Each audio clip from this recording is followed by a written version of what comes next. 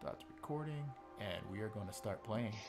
All right, great. So we are playing a little one shot here on Dork Vision. I have Why Andre Away, DM Death. I have co opted the channel, and I'm going to run this little one shot. It's taking place in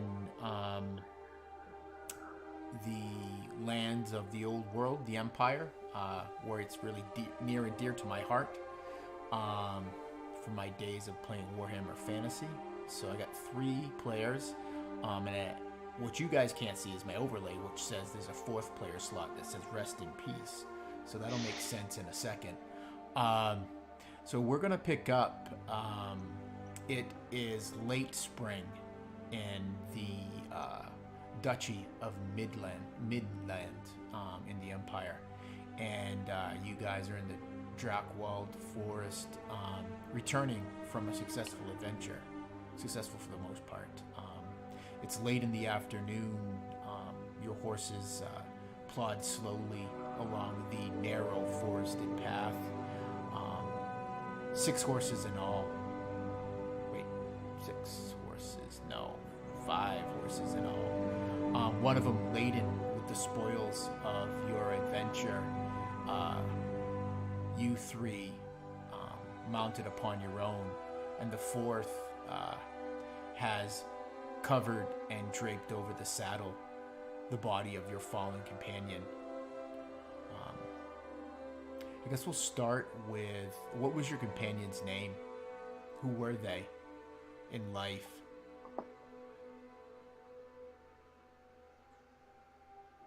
I think he must have been Gunther. Gunther. Yes. He was a cleric. He was our support character, but they got to him behind the lines. Support character. I'm sorry. Which one of you is the tank? Sorry, that was wrong. I would like to think Gunther, in a spite of fury, if he is a cleric and he hates forces of chaos or undeath, like he did, actually got in front of the line. As I guess would be right, because you are in the Empire, and the Empire is their most devout god is that of Sigmar, the mortal, risen to deity status. And any Sigmarite would fight to the front line. They would never hide in the back.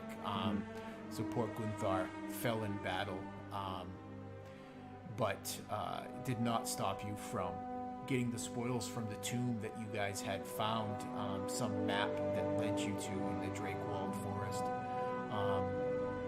And so returning victorious, though tired and beaten, you make your way along this forested path, and you're almost upon this hamlet before you know it. You round a bend in the trail, and as the trees kind of break way, you see a small community, several small wattle and daub thatched huts, kind of tight around a small stone building.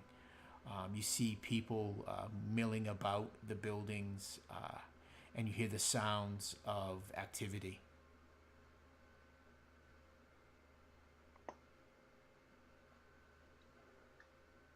Finally coming back across civilization. Otmar,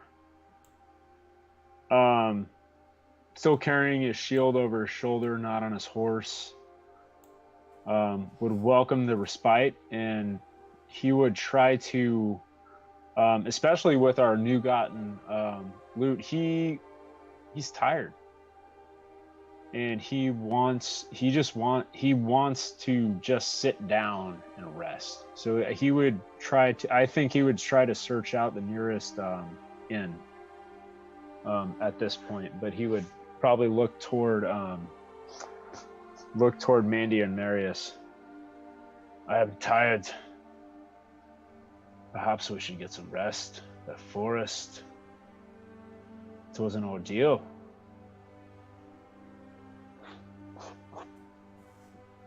Do you think we ought to do something with Gunther first?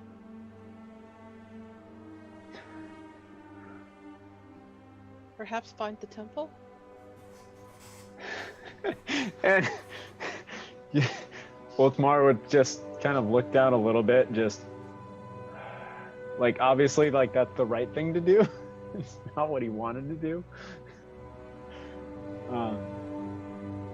Mary's going to put a hand on my shoulder and say, there used to be a tradition in the army when a comrade fell, we would have one last drink with them.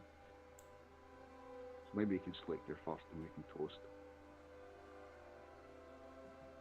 That sounds good.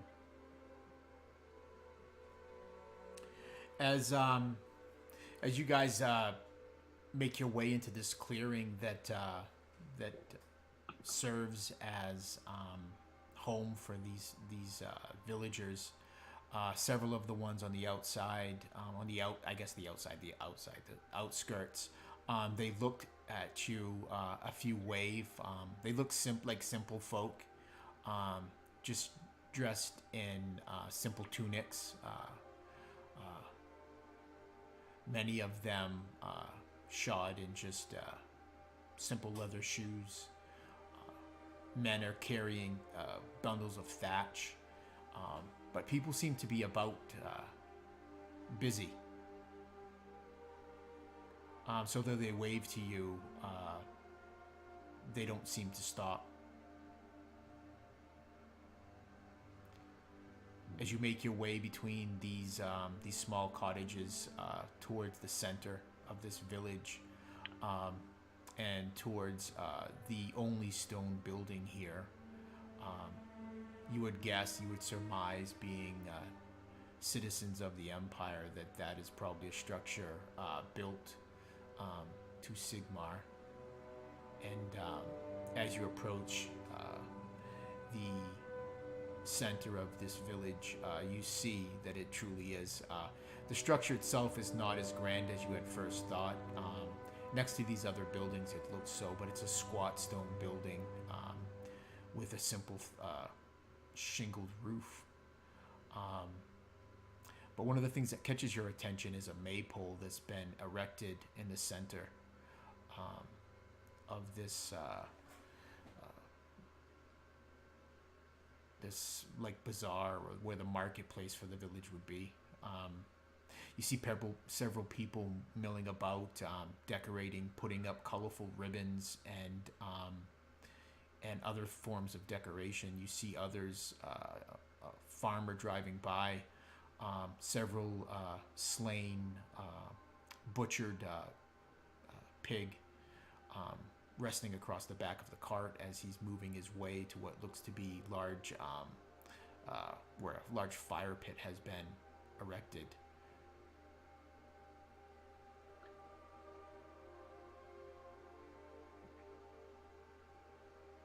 We have been gone for a long time. What is the nature of the is this a celebration? You catch the attention of a man walking by.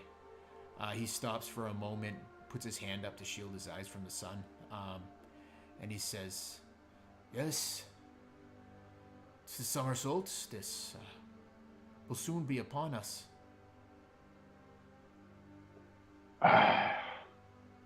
It's a solstice. And he kind of Ultimar goes deep in thought. He shrinks back a little bit just to, just looks like he loses focus for a moment while he would be thinking of his back home, his wife and children, on the solstice, how they would be having to carry on without him since he was over here for so long. Mandy looks at Otmar. She goes, "I thought we had at least a week yet. I think we were gone quite a bit longer than I thought." But her thoughts of the solstice aren't so exciting. She's always been kind of a street rat. Nobody ever really did anything very fancy at any of the celebrations. The man smiles near toothless grin at you, and he says, "Well," and he looks at your company, and "You're welcome to stay and celebrate it with us. We will be giving offerings to Tal, hoping for a good harvest." I can appreciate that. He just smiles warmly at you and nods his head and continues on whatever task he was about. People are milling about. You notice that some children running through the center of the village, chasing each other with sticks. A few of them stop to look at you before they continue to run along.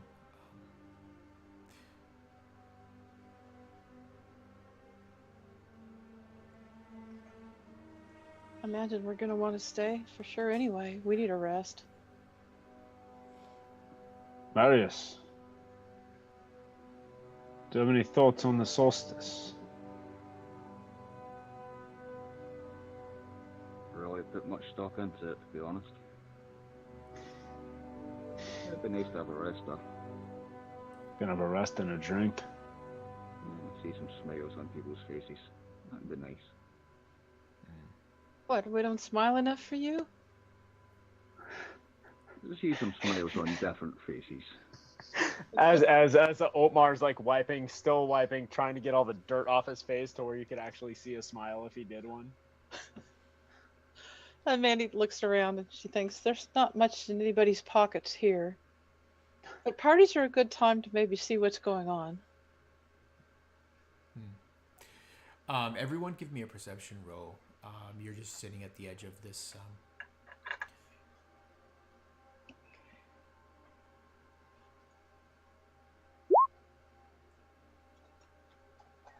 Wow. Nice roll checks.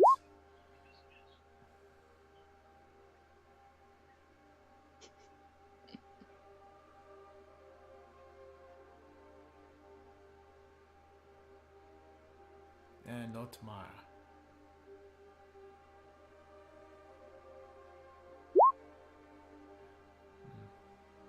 Marius, you're the first to notice,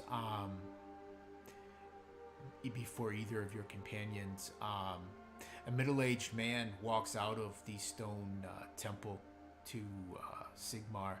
He wears simple robes of gray, his head shaven, clean. You see either tattooed or burned into his forehead is the hammer of Sigmar. He pauses for a moment as he's talking with one of the villagers passing by, and then his eye seems to catch you and yours. He finishes quickly the conversation and starts to make his way towards you. Seeing him come towards us, halt the horse, slowly slide off. I'll hitch the horse if there's somewhere to hitch it nearby, and I'll take a couple of strides towards him, holding out a hand in a greeting. He smiles warmly at you and he puts out a calloused hand and he takes and shakes your hand, Marius. He says, "I am Sigurd, devout of Sigmar. It's good to see you, that you have found our village, our humble hamlet here." And then he kind of frowns a bit and he looks past you, Marius, and he sees the body of Gunther draped over the saddle of his horse. "You had trouble on the road then, or maybe in the forest?" Yes, a fallen brother of mine and of yours. A brave, devout man of God, threw himself into battle. No doubt saving us all. Just try and play him up a bit. He weighs your words, and he looks at the others of you, And he kind of looks at you, Marius, inclines his head, and steps past you. He takes a few steps towards Gunther's horse and stops and turns back to you, and he says, "You said he's anointed of Sigmar, you say? Fallen in battle?" That is correct. And it would be then, I guess, that he would see, as he's drawn closer, that this chain that has just a simple iron hammer hanging from the end is kind of draped over or maybe wrapped around the cloth or cloak that you guys had wrapped him in. He is with our Lord now. And he would make the mark of the Sigmar's hammer onto his forehead, almost tracing this.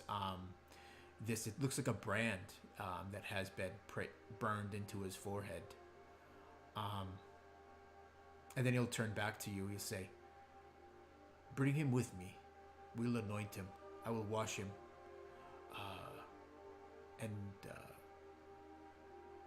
his body in oil, so that he may be interned."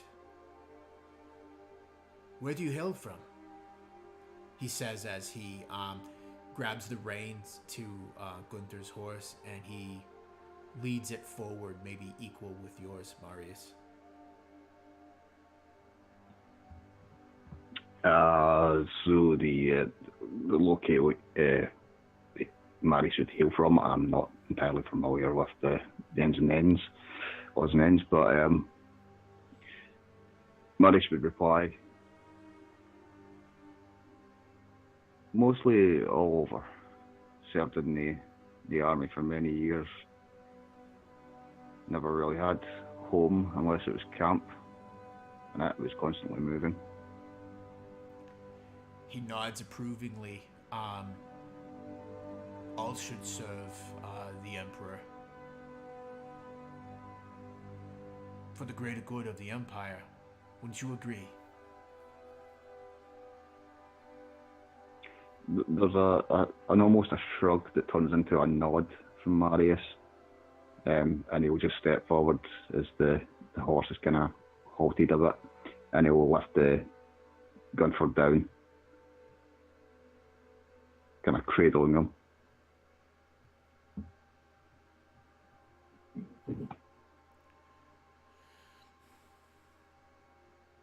And he would walk alongside you, leading you to the to this temple, to Sigmar.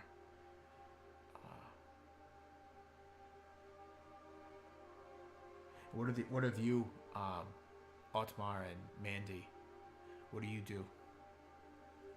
I think Mandy would have gotten off her horse by now and tied it up. Maybe felt around in her pockets and found a little bit of bread and put it up on her shoulder. A little mouse would run out from under her shirt and eat its little bit of bread. She goes, "There you go, Fred."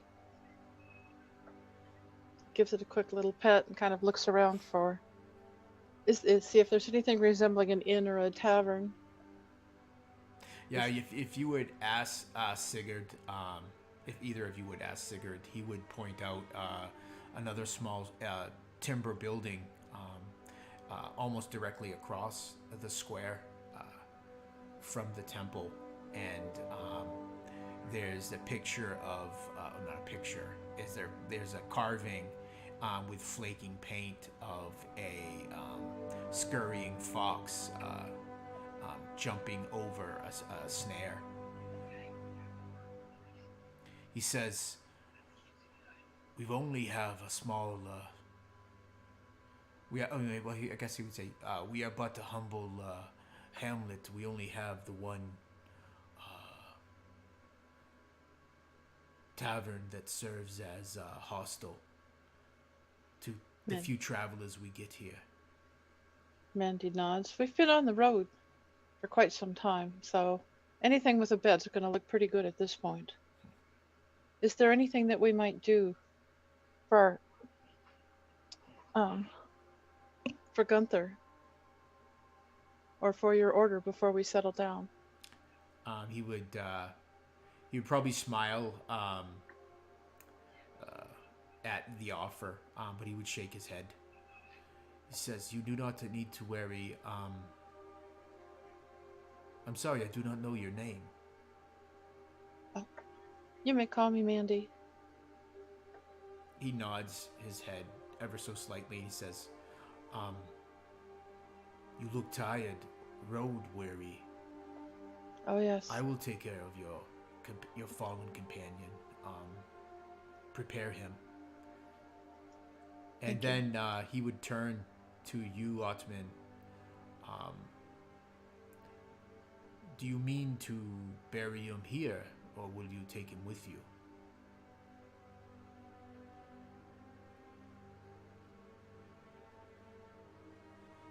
You're muted.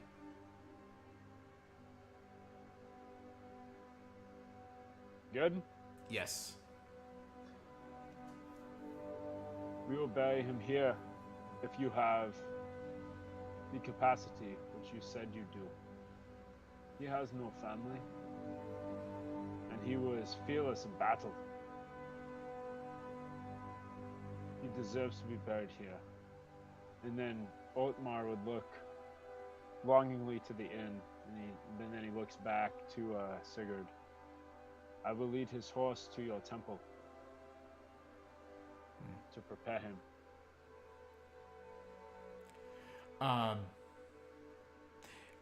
You get to the steps. Well, there's probably only 2 steps that lead up into the temple. Sigurd points. He says, "There's a stable over there, and you can see kind of this smoke kind of lazily kind of rolling out of this chimney. You can hear the sounds of metal being worked, and next to this small smithy, you can see that there's a stable several buildings down from where the tavern is. You can stable your horses there if you would like."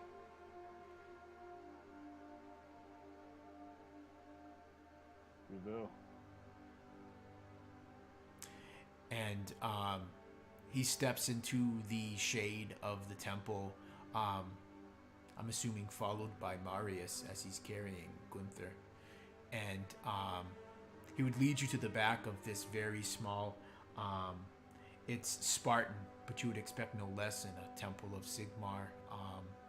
There's a glorious worked of iron hammer with this sunburst behind it, and it's looks of gold, but as you get closer you can see that it's merely just gold leaf, most likely iron underneath, but the altar itself is still impressive. He leads you to a back room where there's a small table, and he instructs you to lay Gunther upon it. He would, if you so do, he would start to strip off any clothing that Gunther would have.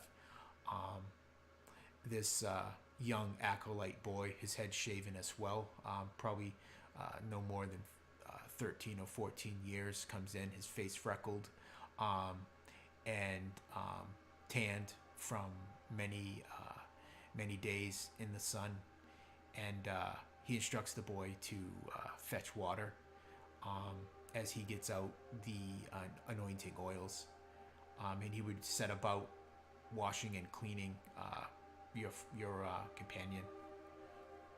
What would Gunther do? I'm not Gunther. What would Marius do? Would he stay while this happens, or would he join his companions? No, Marius has seen the washing of the body done before. He's certainly seen his fair share of corpses. I think he would excuse himself. I don't know if it's how it would be viewed, but if there's a collection, or at least a payment that can be made, just as a token of thanks, he would do Yeah. that as well. Yeah, you would be able to be a small, like an alms box near the doorway as you walk out, and you drop a few coin into the box. It by the sounds of it, there is not much coin in there. You can hear the hollow reverberation of the metal as it hits the wood at the bottom. Yeah, so he'll do that with one coin. When he hears the dull thud of the woods, he'll look back to the room where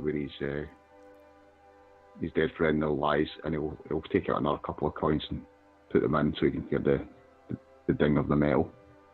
Perfect. You step back out into the courtyard. I don't know. I'm totally spacing on what it's called. What is the center of town called? Market Square. Market Square. Yeah.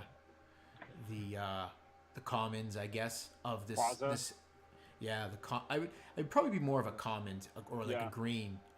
You know how in old English villages they would have like a common green. So that's what this is. It's not grass though. It's mostly earth with patches of grass due to traffic. It's rutted with cart paths, but you can see that you would probably guess the size of this hamlet is probably just over maybe 100 people, so 20 to 30 families you would guess, and a few of the folks notice as you step out, Marius. Otmar, you and Mandy lead the remaining horses and your own. The ringing of steel on steel gets louder as you get close.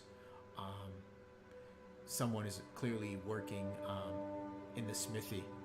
You see a large man. He's kind of soot-stained, though just his chest and arms bare. He's wearing a thick leather apron. His hair, probably once full and thick, is now thinning and gray. He doesn't hear you approach as he's working what looks to be a shoe. You hear the as he dips it into a pail of water near and inspects it, holding it with tongs before thrusting it back into the heated coals, and reaches over and starts to pull a bellow, breathing life and flame, life to the flame.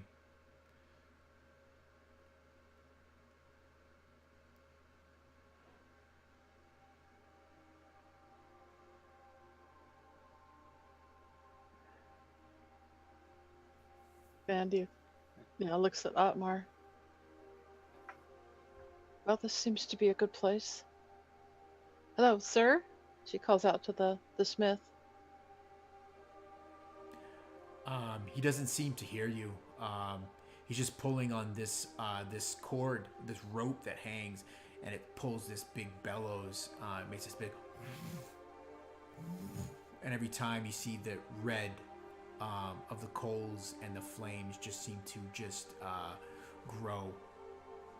Are we still leading the horses? Yeah, you're leading the 5 horses. One of them is laden with your supplies and your spoils. Is this is the smithy near the stables or not? Yeah, it's attached to it. It's a building just off of it. It's kind of like it's got 3 walls. One of them is an adjoining wall with the stable, and the forge is actually on the opposite wall to that. But the stable, the smithy itself is open on the front. You would assume it's because of the heat. And we would assume that this guy's in charge of the stables as well. That would be a Or- fair assumption, you would think. We don't see anybody like obvious in the stables. You can give From the me a front? perception roll if you'd like, Mandy. As Sure. you peer, the Oh, double I got doors. rolling. Huh? So I got to remember to use D20 or Yes. roll 20. I'm not used to that. I mean, I'm used to it, but not, Yeah, it's all right.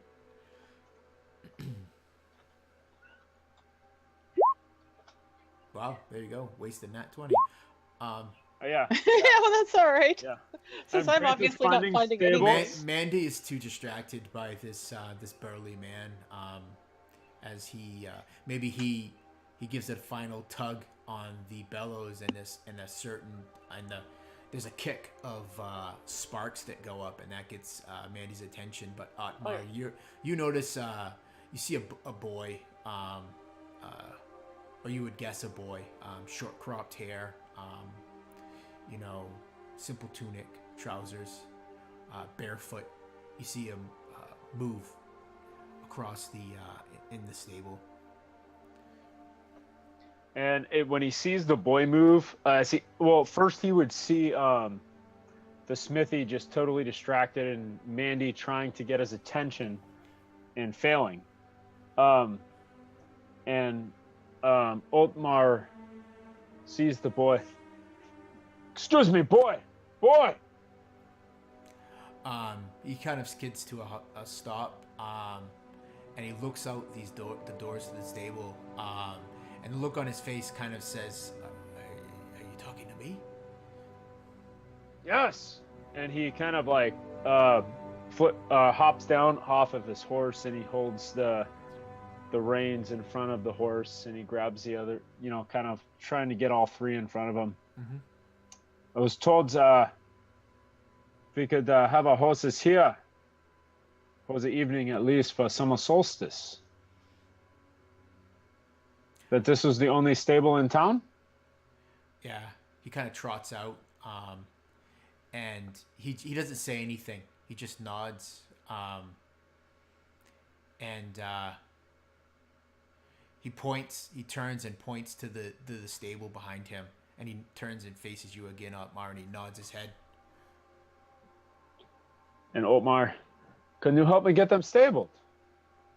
This one, Frederick, and he kind of pats the one that he was riding. I know he could use an apple if you have one. He shakes his head no when you say that. Mm-hmm.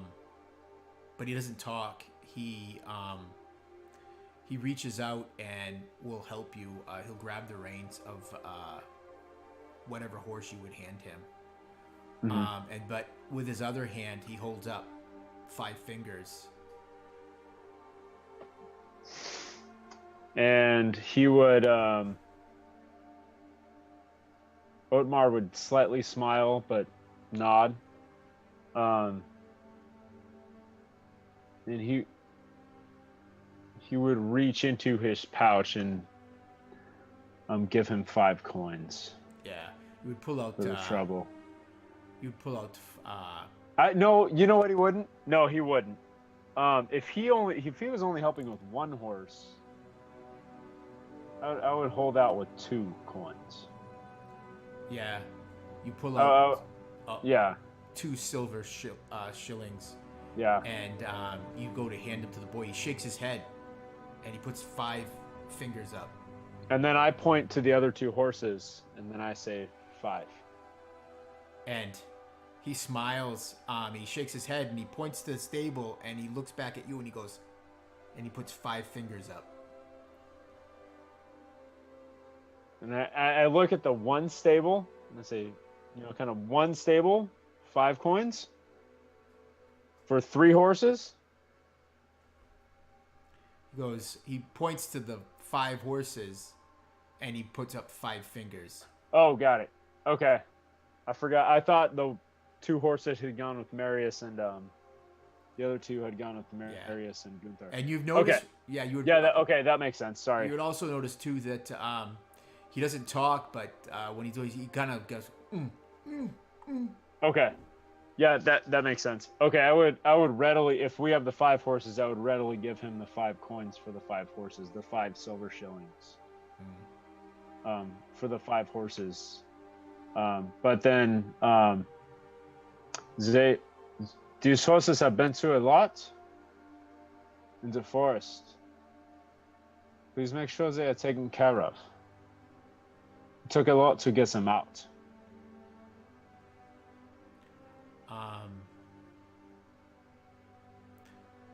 The boy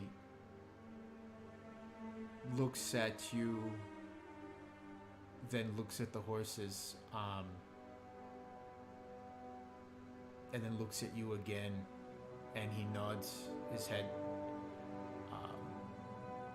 And he kind of does this motion where he moves his hand down the neck of, I guess it would be, let's just say it's Gunther's horse. And he kind of is simulating like brushing. And then he looks at you, smiles, and nods his head. Yes. So that would be nice.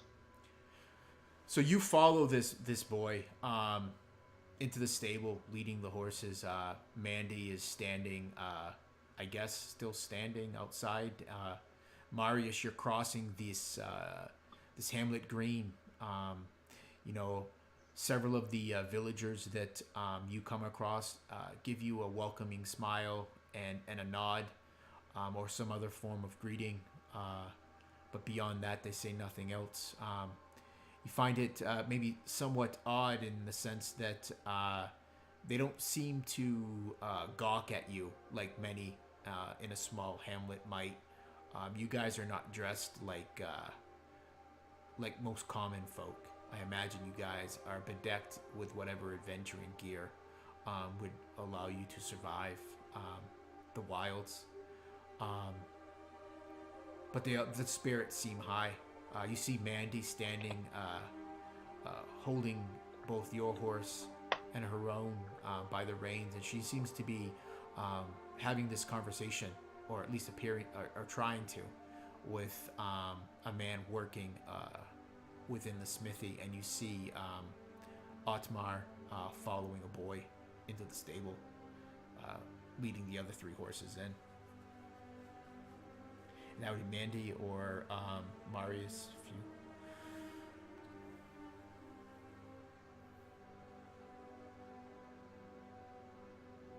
Mandy would kind of maybe give up on the blacksmith, and seeing the horses go into the stable would take her two horses along,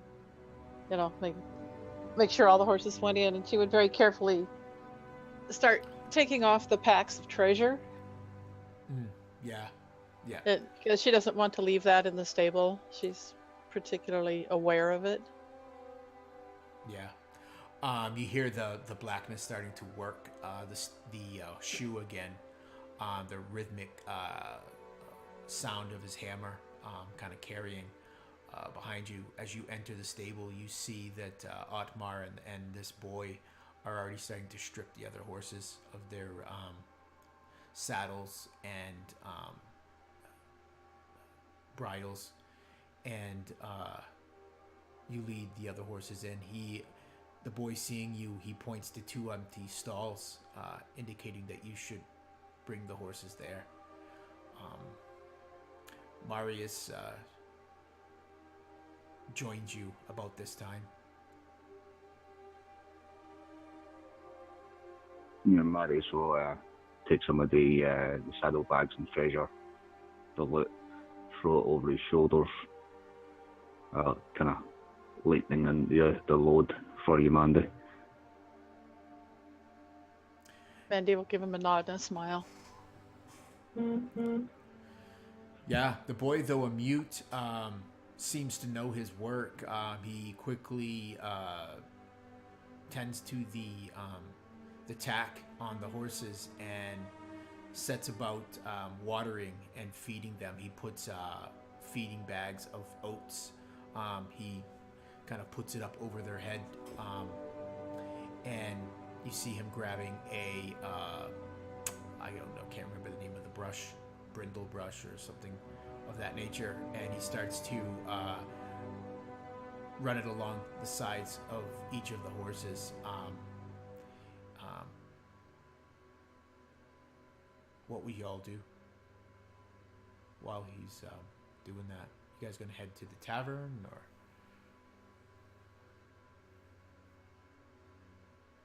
So as he does that, and I would think as Marius rejoins us, Otmar would look toward Marius and Mandy, especially as we start to have to carry the stuff to the inn or wherever we're going.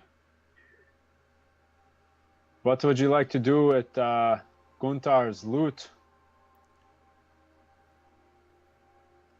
And maybe as like Marius goes to like almost like carry it with him, Otmar would ask the question.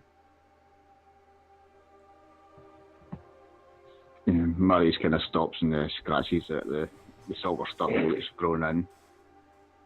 Huh. Hadn't thought about that. What do you think we should do? Well, he has no family. I feel wrong taking it with me. Perhaps a tithe to the to his god.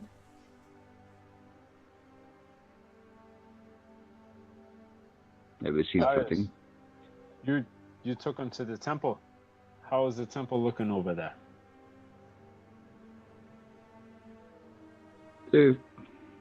They've probably seen better days.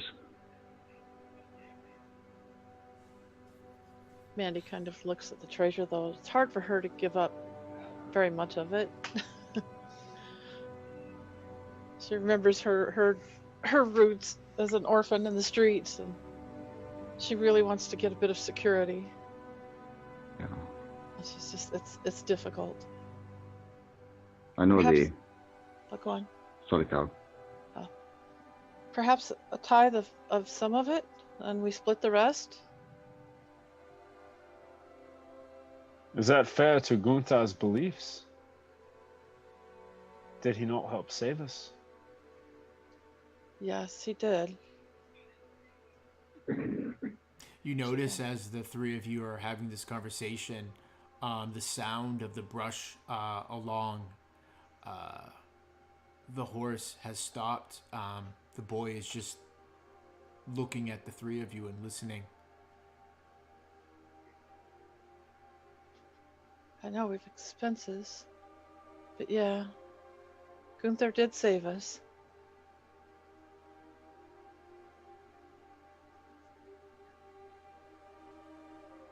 And I would think when he notices that you see that he's stopped, he would immediately start, maybe just a little bit quicker, moving the brush across the horse, trying to take some burrs out of its tail.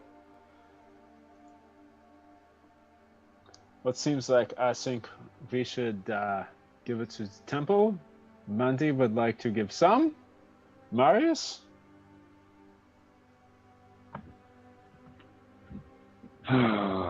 The arms box was quite empty.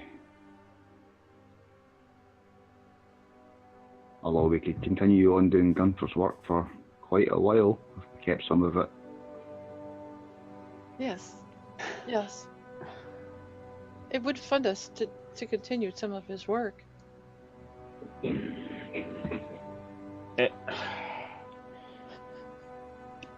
Omar just, you can see him cringe a little bit. To help train a new recruit. And he's just thinking of home. Wanting to go home. But the work isn't done.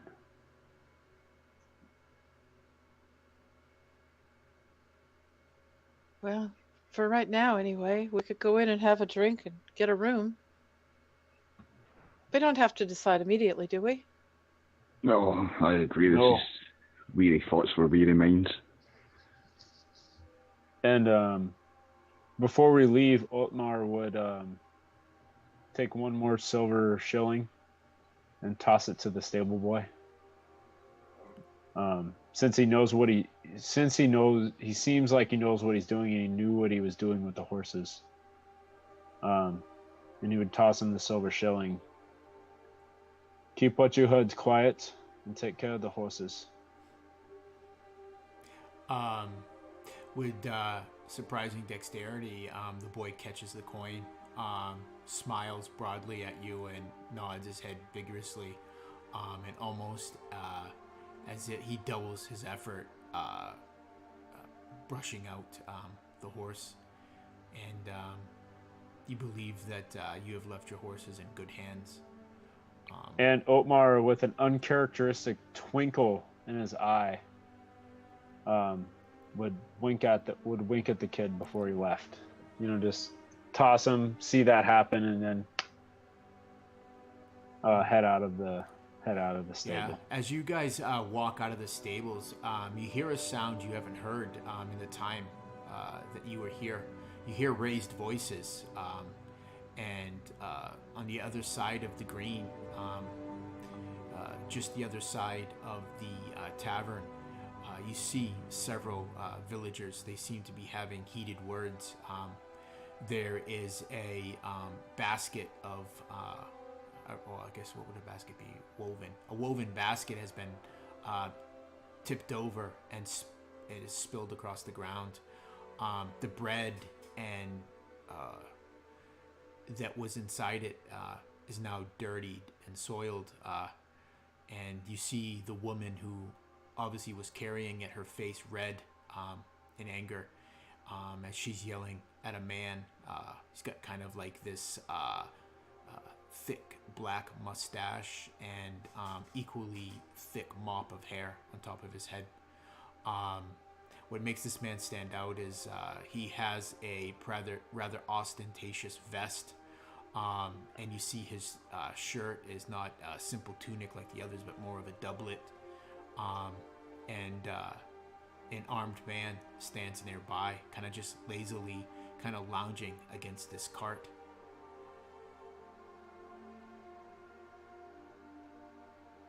Sorry.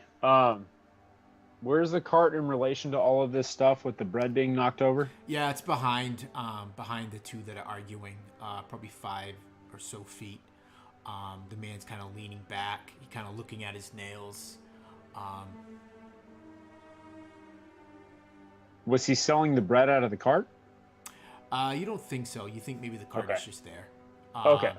More likely than not, you would probably guess that the woman was carrying the basket of bread, and something happened that caused her for it to be upturned, spilling most of the contents onto the ground.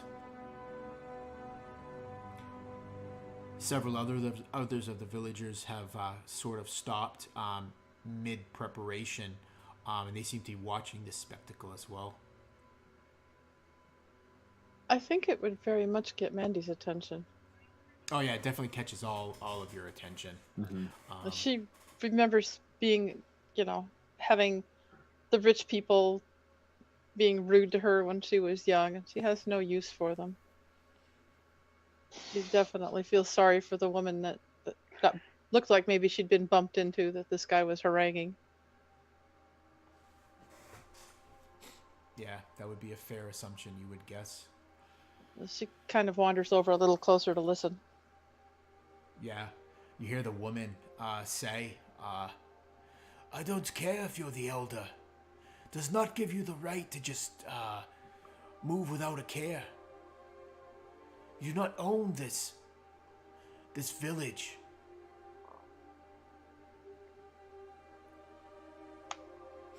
If not for your father, you would... And the man says, you better quiet your tongue, woman. And that's what you hear, Mandy, as you come forward. You see his face starting to redden as well. He turns back exasperated at this man, and this much younger man, his hair kind of like a sandy blonde, maybe just the wisp of a beard touching his cheeks. He kind of shrugs his shoulders as in almost in response, saying, what do you want me to do?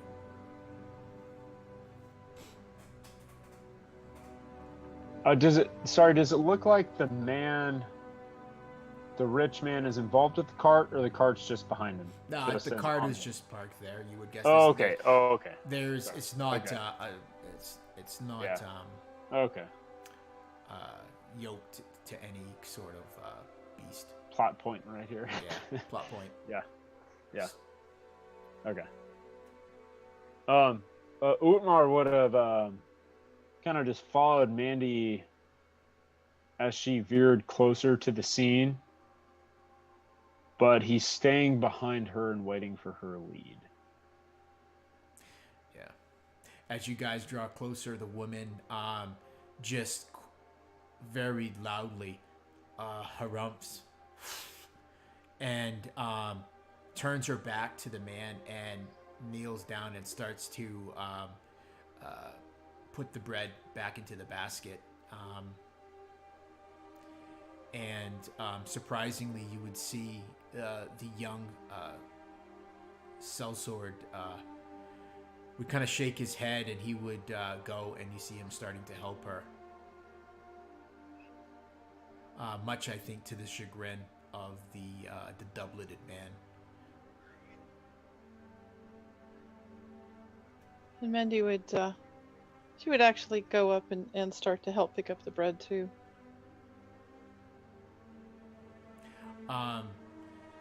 The woman stops for a second and she looks up, seeing your strange face. You could see that she was about to say a thank you, but then seeing it's not one of the anyone from the village she knows. Here, good lady, let us help you. And she kind of glares at the rich man for a second until she picks up the bread. Yeah, are you trying to hide the glare? Not particularly, no. Okay. He frowns when he sees that. He kind of blows out his mustache. And you could see that he's much younger than he looked from a distance. You would probably mark him in his early to mid 20s. He has a jewel-encrusted dagger at his waist. You've spent time in the larger cities of the Empire, and by their standards, he would not be much of a man in the way of opulence, but you would think in this hamlet he would barely be considered rich. And you would also think that he is not one to often be slighted such.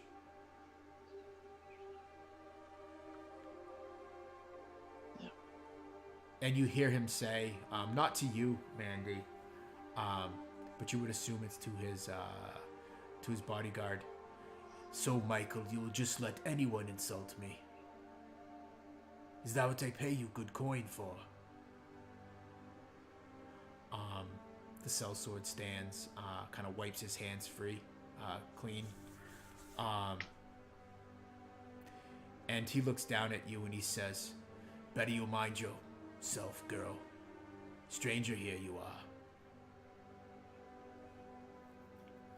She just looks at him like... Well, it would seem perhaps that the good lord there was perhaps a little clumsy. He frowns and says, you heard me. Mind yourself, girl. She was a little sarcastic with it, but not horribly so. Right. What's your name? How long do you tend to stay here? He starts to question Mandy. And I would think as he gets a little bit more of an aggressive tone with that line of questioning, Otmar would step in. We stay as long as we want to stay. We have coin for the inn. Is that a problem? You see several of the people are still watching this play out. The woman puts the last loaf in and she hurriedly stands. She shoots a nervous look to the two of you. She kind of bows a bit to this unnamed lordling and starts to scurry away, leaving you in the full attention of Michael and the lordling. It's not Michael that speaks to you, Otmar. It's the lordling. He says, this is the Empire. We have rules and order here. I am the sheriff. And he reaches into his doublet and pulls out this small chain. Again, it's simple. It's just bronze. and you would guess that the gems that are set in there are probably more likely glass and not true stones of value. But they would mark him as some sort of sheriff or some sort of mark of order, whether it be sheriff or lord. Mm-hmm. Sorry, what did he say? Yeah. So he said we have order here in the Empire, and almost to accentuate that, yeah. He pulls out the chain, and you would recognize that as a mark of office. And I think at that point, Otmar,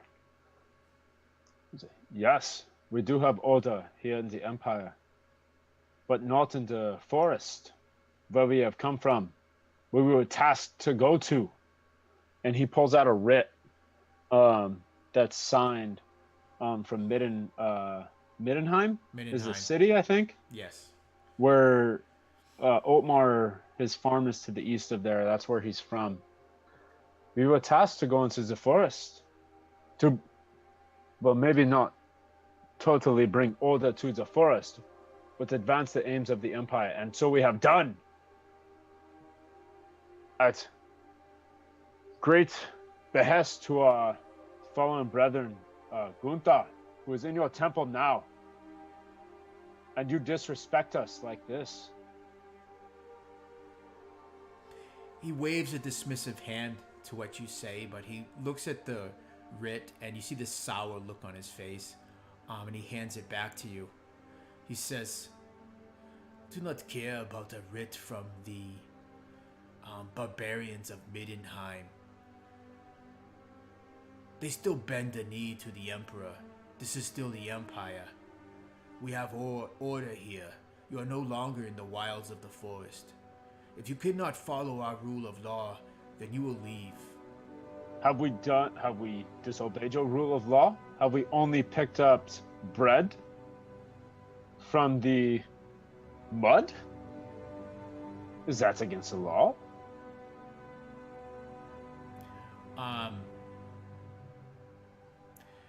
He would get the most incredulous look upon his face. He doesn't say anything. Michael, his bodyguard, his hand just very gently just resting on the pommel of his sword. The other hand, the thumb kind of tucked in under his belt. Go about your business. We'll have no more problems with you. And you better keep that one under heel.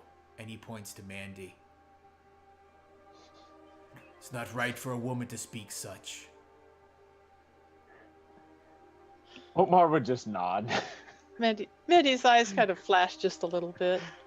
And her, you might notice that, yes, she is a redhead. Yeah, and Michael, you do not miss Mandy that he has there's a turn to the edges of his lips as he purposely put the barb in, and when he sees your reaction, he's satisfied with it. And then he turns to the lordling and says, "My lord, we have much business to attend to before the festivities tomorrow evening. We don't have time for this," he says dismissively. Marius, is there anything Marius does or says in this interaction, or does he just stand kind of stoically in the back? Marius is standing pretty stoically. I mean, he's in view, particularly of the guy with the sword, but he's standing with these arms crossed, feet kind of out, kind of in the fighter stance. That's all he's doing, though. Yeah. It's maybe you're not certain if they've even noticed you. And as they start to move away, you hear Michael just kind of say to no one in particular, kind of just waves a hand, and he says, "Go on, the show's over. The rest of you, back to work." and people immediately kind of snap to and start to continue on the task that they're on. What do you guys want to do? Sorry, was Michael the Lord in the doublet or the No, servant? he's just the lordling. You don't know what his name is. He's the Michael was the bodyguard. The younger, probably close in age to the lordling. But you would notice if you looked close that his hands appeared to be callous. So this was a man that knows how to. And being fighting men yourself, I would say Marius and Otmar would probably notice that even though he looked casual, you could see that he was ready if needs be.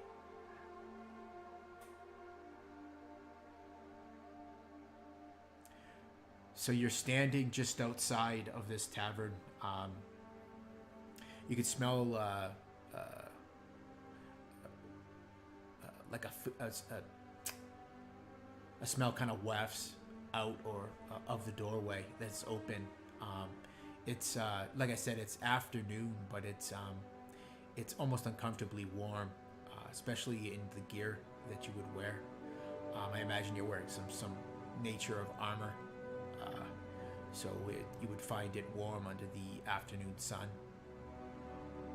You smell what smells like meats, maybe cooking or a stew of some sort, spiced.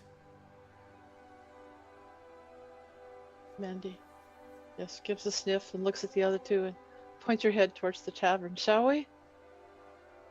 It's time for that drink. Aye. Yeah. When you enter the tavern, it's really not much to say.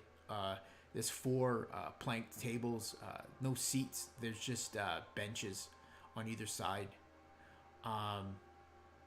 And there's only a few patrons here, most of them sitting quietly, eating a late meal or an early supper, drinking maybe an ale. The bar, there is no bar to speak of.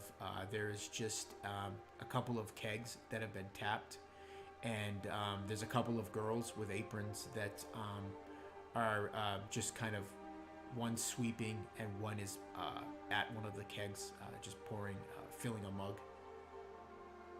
When they see you enter, they both smile warmly and nod. The one sweeping says a quick welcome, and she inclines her head towards the empty benches. Otmar would definitely head toward one of the benches. If Mandy and Marius follow, he would motion for 4 drinks.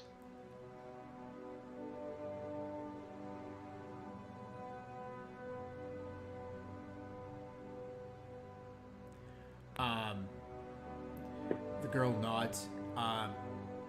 She yells, Sarah, 4 drinks for our new guests. And the girl at the keg nods. She very deftly grabs 4 more mugs from a shelf nearby, and they're just clay. And she pours 4 drinks and deftly carries all 5, giving you each a cup, setting each a cup. Oh wait, 4 drinks.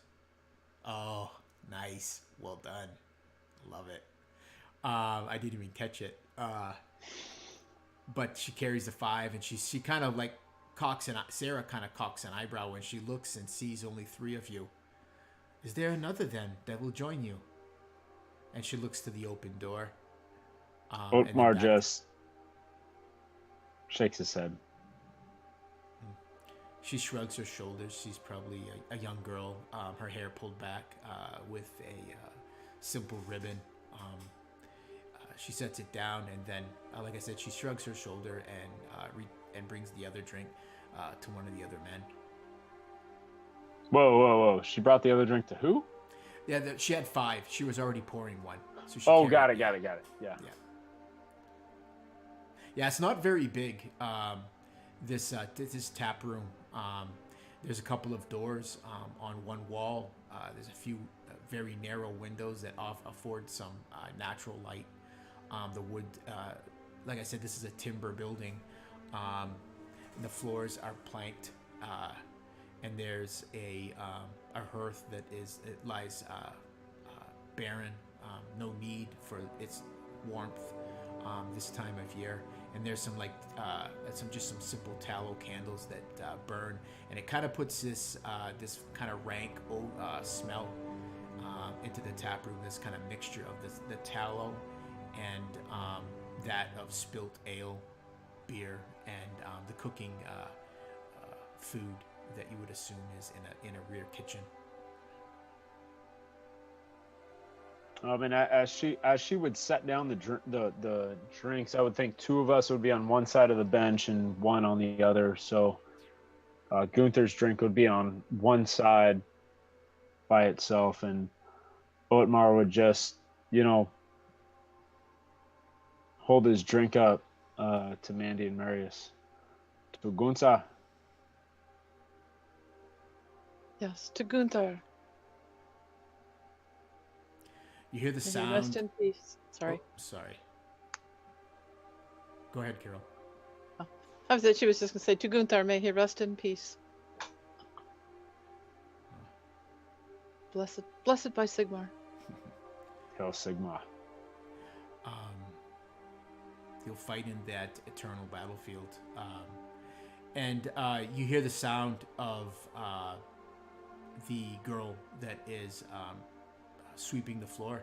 It stops, and she's standing near your table, and she says, "Have you come then for the festival?" By chance, it appears we have. She smiles. I know our village is not maybe as grand as others you have seen, but our festival is, well, it is a grand affair. And she kind of thinks, and she kind of maybe frowns, not being maybe quite how she once would describe it, but is lacking the words. And Omar looks at her curiously. I remember the summer solstice festival back home. It is a fun affair, a very family affair. What makes yours so special compared to the rest of the empire?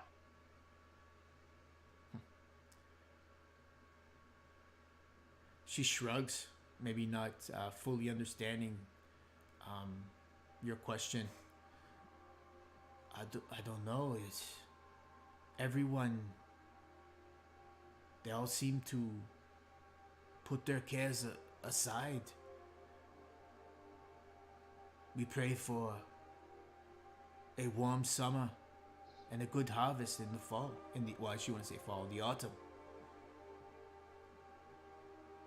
Yes, that is very much what this is like back home for me. What is your name? I am Giselle. I hope you have a good solstice, Giselle. Thank you. She smiles. So you will stay then? At least the night. She smiles and says, "You will not be disappointed. We do not have... we are not so great as I am sure you are used to, but for such a simple village..." I do have one question for you. And he looks around. Is there anybody here who looks very well dressed? No, they all seem to be pretty simple folk. Who is your lord? Who is the lord here? Lord Joseph. What is he like? She kind of looks to the door. He is a fair man. He lives in a manse just outside of town. Okay. And he kind of looks toward Marius and Mandy to see if they have anything else they might want to ask Giselle. I have one question. What time of day is it? I was saying it was afternoon. Okay. Probably have missed that approaching late. So it's almost the summer solstice. So even as it gets late, the sun the sun would still be high. Day would be long, well into early evening. Would there, probably not going to be any market stalls open at this point or anything like that. You would guess that there may be. That's one of the things. Is more light would afford That's those true. looking It was a to big hawk party. their wares would have more time to do so. So, But one thing, so one of the things I think you would have noticed, Mandy, is you didn't see any street hawkers. You didn't see anybody with carts. No farmers or whatnot. Though you would guess that this hamlet farming is probably not something they do in abundance. They probably do a lot more timber hunting, trapping, maybe charcoal, burning wood for charcoal. Those would probably be the things that would be how they would make their livings. And they probably would trade for those things that they need, because most of the land around here is forested. You did see maybe some smaller fields, and probably you would see like chickens, probably like many. You would see these roaming free range chickens and whatnot, and maybe some sheep off on one of the smaller fields. I think Mandy might be wondering if there was any place, I don't know, that would have anything interesting or fun or unique to sell. Just thinking about maybe spending a little bit of her treasure for doodads. It's not important, really. Yeah, I imagine you guys have a few sacks, and as you kind of bring them in, they set them down. It's like chink, kind of makes that little bit of a coin on coin sound or metal on metal sound. As Giselle is moving away, she stops, kind of turns and say, "Will you need rooms for the night?" Yes, I believe so. I'll want one. We are a humble tavern. We only have 2 rooms, but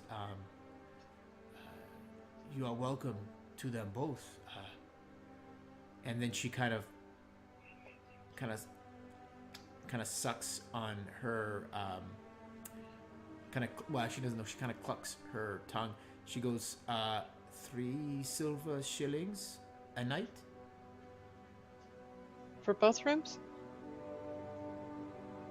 She pauses for a moment, and she's holding the broom in both hands, and she says, "Each?"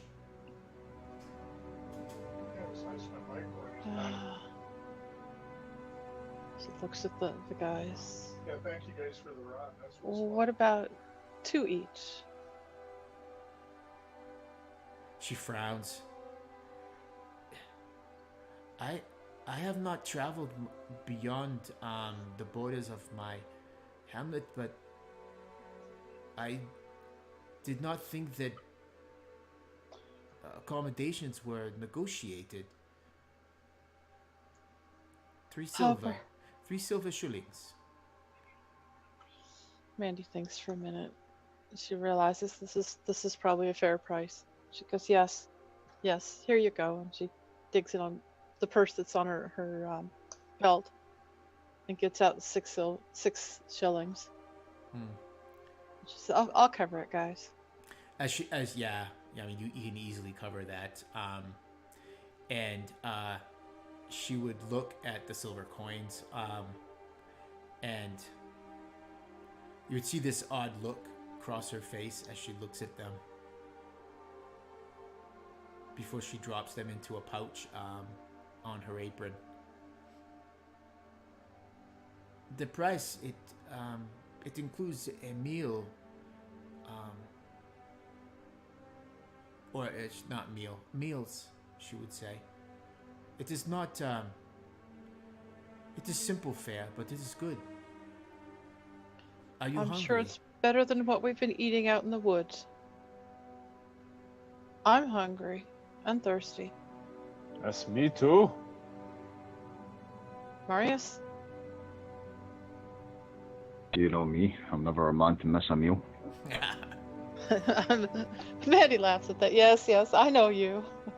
Yeah. So Give him extra, and she throws her a couple coppers too. yeah, she waves that off.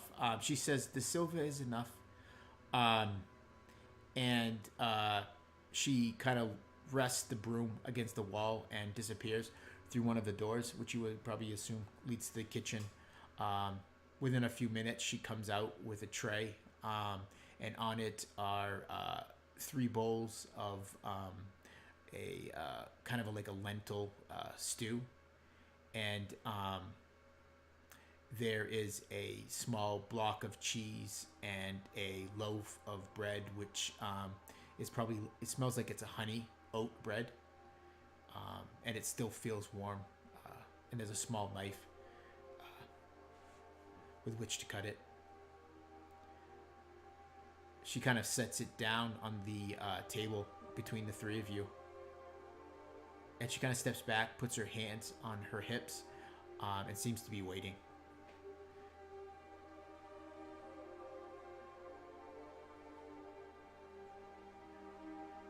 I'm not really sure what she would be waiting for. We already paid her, didn't we? No, Mandy just kind of looks at her. Is there something more, miss? She kind of looks embarrassed, maybe not realizing what she was doing, and she goes, "Oh no. Do you need another drink then?" Yes, some more ale. Perhaps to go around. 3 Yeah. cups this time. She goes. You hear her dragging cups from a shelf, and begins to fill it. About the time you guys start your meal, the stew itself, this lentil stew is actually pretty good. It's warm, and there's like mushrooms and leeks within it. The flavor is actually quite good. Probably better than maybe what you might have initially expected. Mandy's and- not a great cook, so she appreciates it. Yeah, the men that were in this the tap room with you, you see them rise. You hear the sound of coin being dropped upon the table. They either say or grunt a greeting to you as they walk by your table and head out of the tavern. Is there anything you guys do?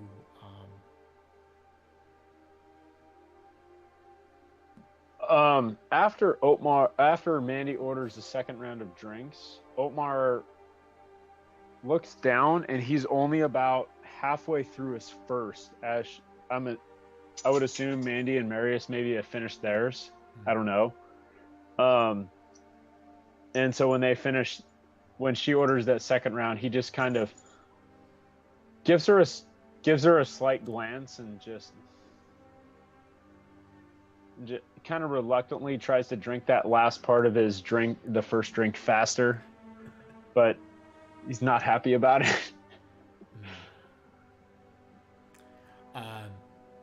Give me a perception roll, everybody. Let's go, another nat 20. Come on.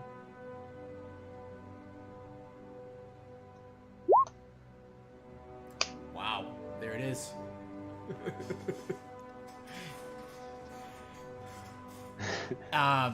So you all notice as you're finishing your second drink and working at your meal, you see Sigurd appear in the doorway. He pauses for a moment as he guys kind of adjust to the darker room, and upon doing so, he sees you and makes his way over. His hands, you see, are kind of tucked into the sleeves of his robes, and he walks up to your table, and he kind of inclines his head to the bench near you, Marius, asking for permission to sit. Marius has probably got a mouthful of bread at this point. He's just been tearing chunks off of it. I know the knife was put down, but he doesn't bother with that. So if Gunther's drink's nearby, he'll move that out the way and then pat the bench beside him. So he sits down and he looks to Sarah and he nods, and you see her begin to pour him from one of the kegs and brings him a cup. He waits. He doesn't say anything unless you say anything to him until he gets this drink. He takes a sip from it, and once he sets it down, he wipes his lip and he says, "I have seen to your friend. He is prepared. I will pray over him tonight, and we will bury him the day after tomorrow. It would not be right to bury him on the solstice. Would you agree?" Would that not honor him more? He shakes his head no. He says the solstice is to the goddess Tal. It would bring dishonor to both Tal and Sigma to bury him. To bury him such. And he does it, there's no like scolding or anything in his voice. It's more like any like priest or fatherly type. It's more for like your edification than anything else. And Otmar just wanted to get gone as soon as possible, but he wasn't saying that in a disrespectful manner either. Yeah. Yeah. He says,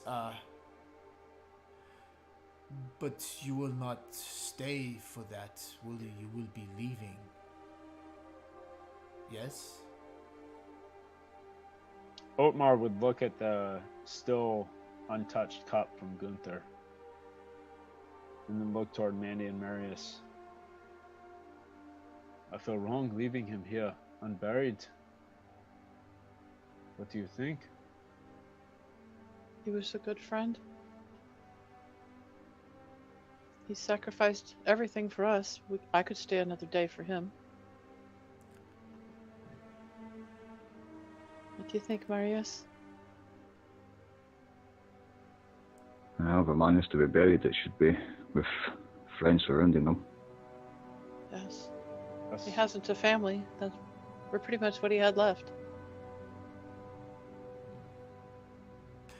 So I guess your answer is yes, we will stay.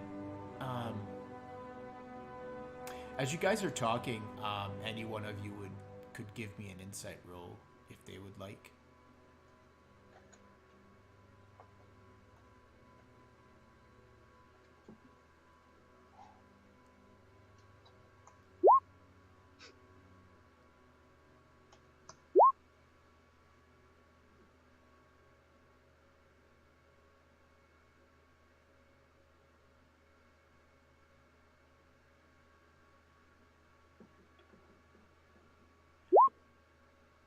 Yeah. I was waiting for hopefully a good roll. Yeah. I'm glad Chex is back to normal. I was worried for a second there. Go Chicks. So, Mandy, you've survived by reading people, and probably one of the people you've had the hardest time reading are those devout.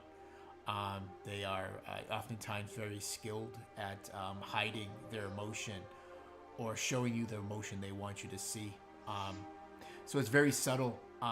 You see Sigurd very... it's only briefly. As you say that, as you guys make this decision, he kind of bites at his bottom lip.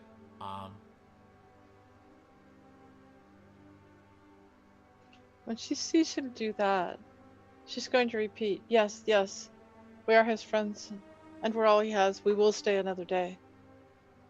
Because she kind of gets a little uncomfortable about that. Sigurd would say, there really is no need. I will see to your friend. I'm sure that you will. I am certain that you are anxious to get back to your own homes. I'm sorry, I do not remember where you said you were from, where you were returning to. From the northeast. Middenheim? Oh wait, no, he didn't know about the Middenheim. That was it was That the was writ the you other. showed. That was the Lord. That was yeah, the Lord, like Joseph. yeah. To the northeast from here, the big cities. But I don't know that we're going right back anyway. I would like to get going, but it is not proper, as you would know, to leave a comrade behind. Yes. He would again trace the hammer of Sigmar and say, "He is with Sigmar now, his soul gone. It is just his mortal shell that is left behind.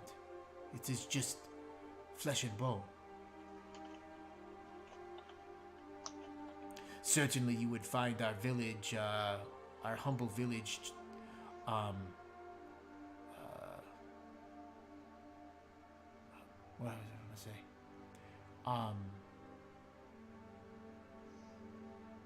I want to say pedestrian, but that's just not. I know what you does mean. not fit. Yeah.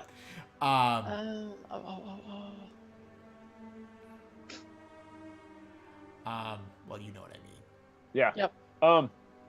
So if you had said pedestrian and they knew what that meant, I think Otmar would respond. However he phrased it, with whatever he meant, we have just come from the forest. You are the first town that we have come across. It would be nice to have at least one night's rest here, and then we could.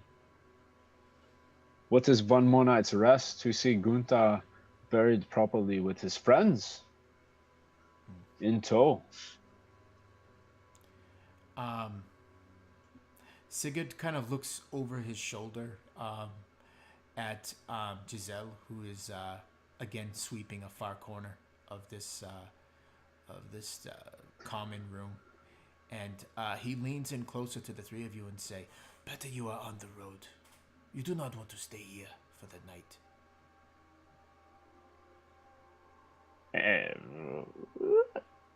And I guess Otmar would kind of give a sidelong glance to Mandy and Marius to see if they would want to say anything.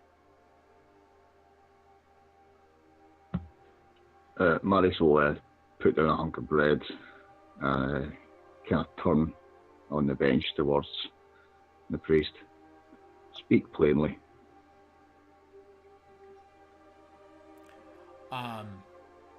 His eyes shoot again to the girl that's sweeping and then back to you, Marius, and he says, "I just thought you would want to be on your way. You could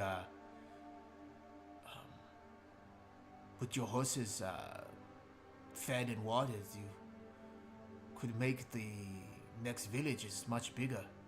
Wouldn't you want to celebrate there? I mean, we are such a humble hamlet." I'm even looking at the map, like how. Then we have to travel. Based on what you know, you would probably be a hard ride. Yeah. And put you into the evening to probably make the next settlement. That just doesn't make sense. It is already too late in the day. If you have seen what we have seen in the forest, you would not want to be riding in the evening. And besides, I have already had more than my fair share, and he glances at his hardly drinking second, pint of whatever's in that ale. I do not know if I could handle being on the horse after the second one. Are they trying to get us to leave tonight or tomorrow? It's not they, it's Sigurd. Mm-hmm. Yeah. He's suggesting that you might, and he would kind of. But he was still cagey when Marius said, "Speak plainly," right? Like, Yeah. More obviously cagey than he'd been before. He kind of puts his hands up, and he says, "Well, if you will stay, and so be it." Is there something perhaps to fear? Is there something going on here? This just doesn't seem quite right. That you would want to send us away. He shakes his head. He says, "No. I apologize if that is the." Can I do like an insight roll to see if he's telling the truth there? Yeah. Because, all right.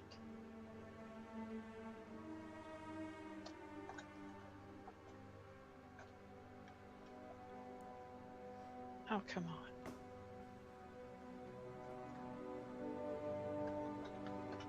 This is just Carol or all of us? Anyone who thinks that he might be lying. Okay. Looks like perhaps Mandy's alert. Probably more alert than... Yep. Dealing, yeah.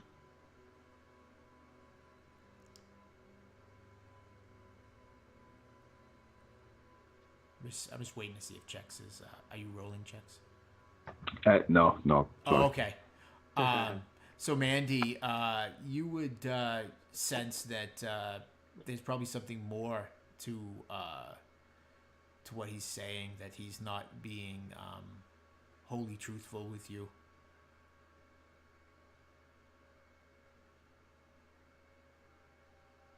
Looks at him. She's like, I'm sure there's something going on. You're a clergyman. Speak the truth. I'm sorry, go ahead. Sorry, I was going to say, Marius had noticed that he keeps looking back. Marius is going to stand up and he's going to go and get more drinks and basically get the attention of Seld, who he keeps glancing at. Oh, yeah. He's assuming...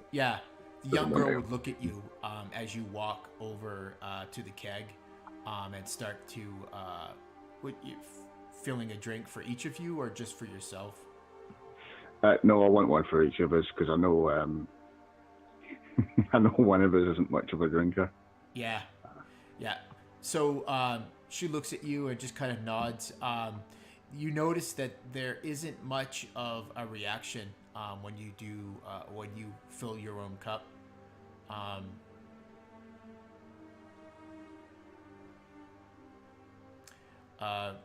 Meanwhile, at the table, Sigurd takes a sip from his own mug.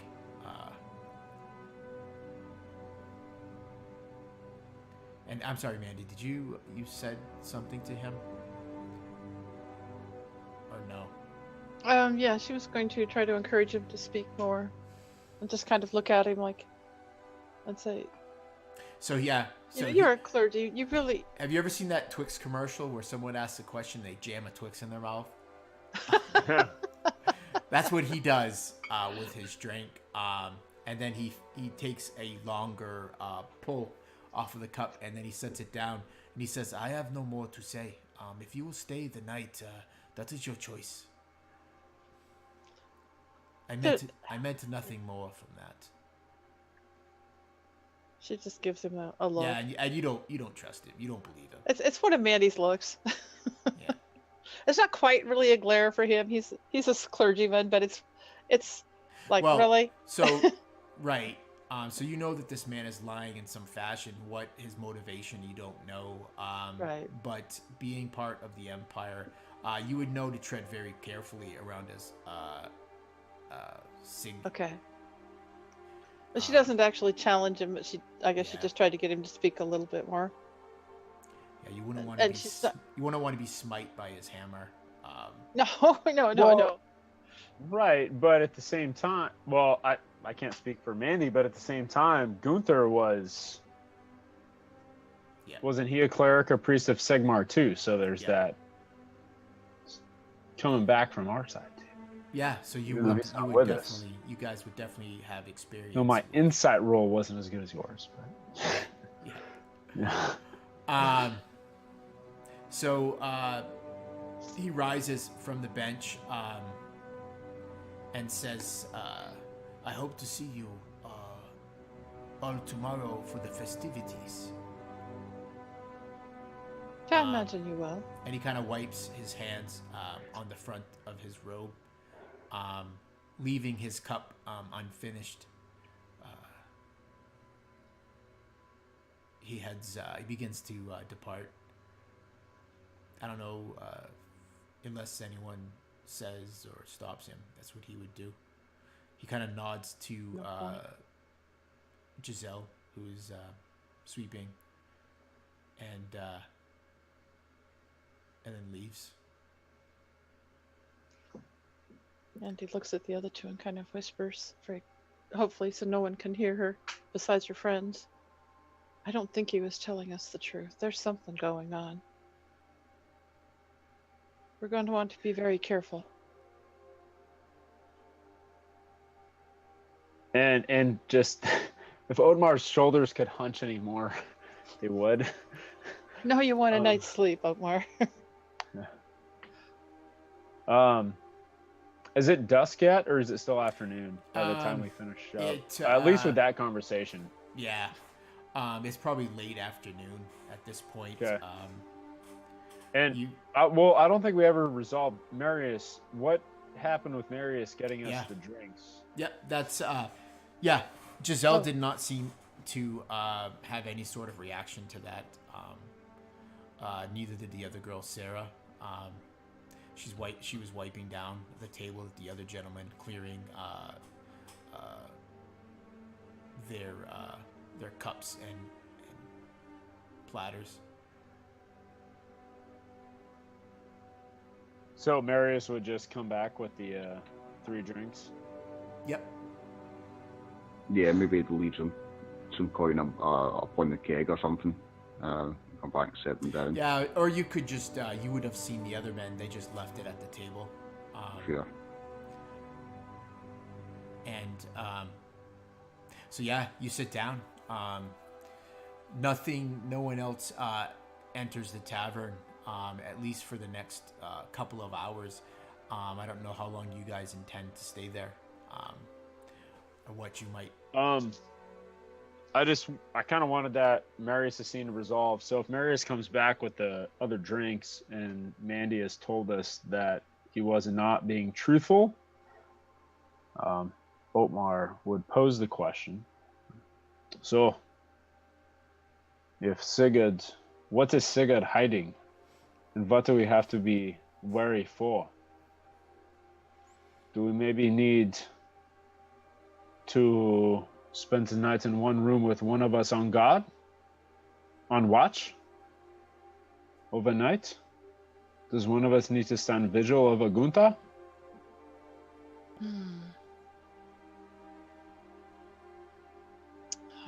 And he's saying this before anybody indulges in the next round of drinks.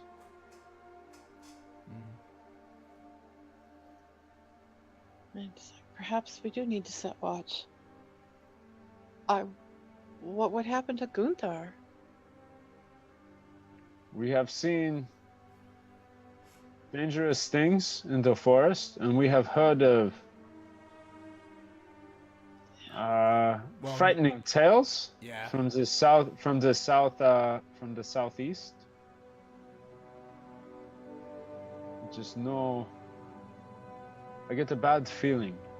So some of the more harrowing tales that you guys probably would have heard, both in your youth and since you guys chose to follow the path of the adventurer, would be that sometimes the dead do not stay dead.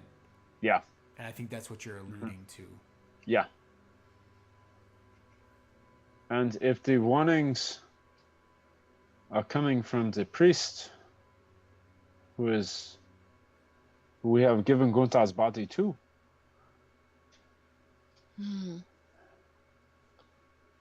If that's the case, we should all stay with Gunther. Do we stand vigil?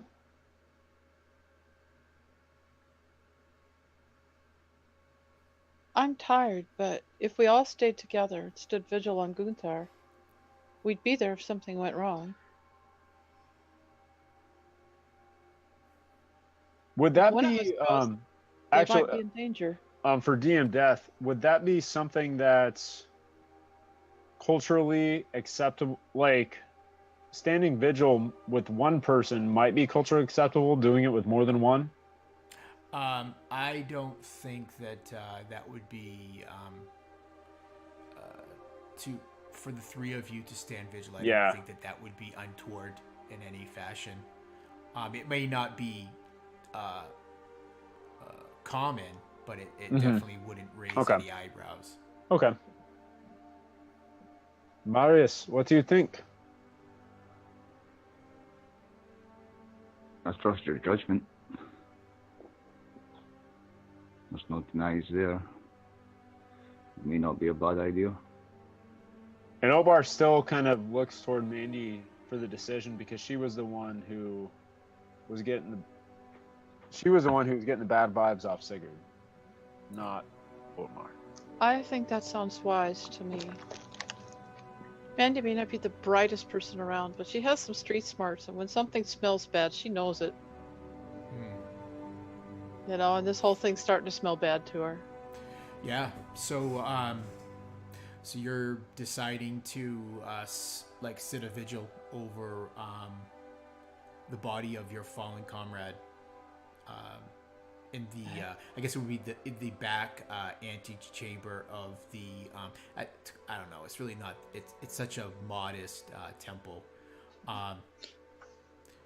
So I wanted a night in bed, but yeah. this is not comfortable. So how long would you wait to do that? Would you finish your drinks? Would you do anything else?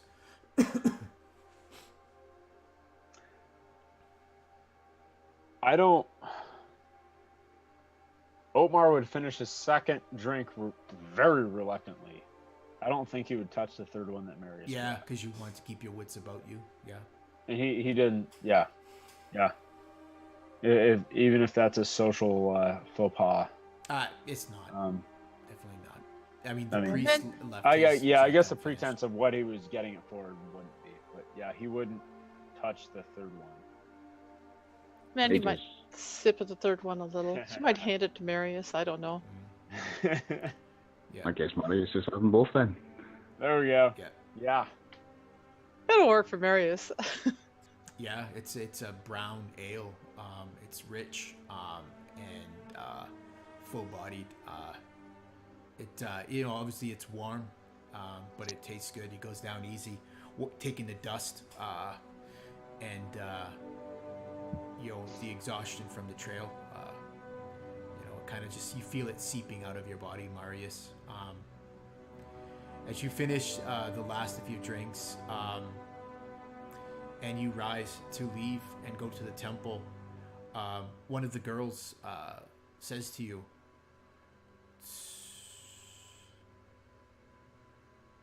"So you'll be back for your room later?" As she approaches you, Otman, and she hands you 2 keys. And she smiles and she puts them into your hand and she says, "For your rooms." And he just nods, like he would be back. Thank you.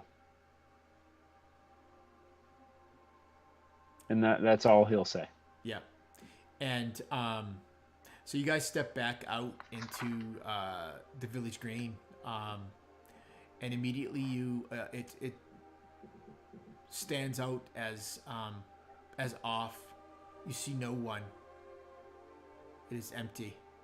And this is the night before the solstice. Yeah, night before the solstice. Okay. It's probably it's early evening at this time. I mean, you can hear. I mean, it's not like deathly silent, but you see no one is tending to any preparations. You would see that most of the green is already decorated with these ribbons and banners and whatnot. The maypole has been strung with the tethering lines, but other than that, you see no one. Off in the distance, you can hear a dog bark, maybe a mother scolding a child, but nothing else.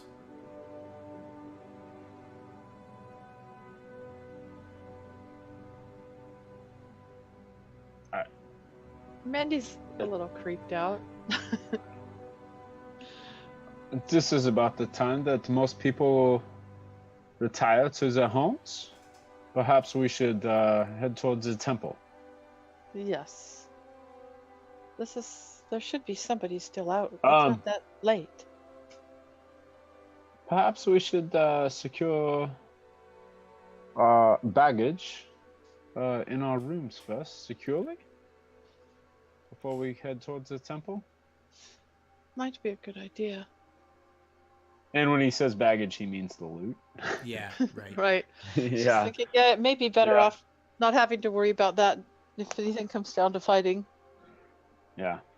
Yeah, Although, so you guys could she's not- definitely do that. You go and you I would see- think we would do that and securely lock it up in the rooms.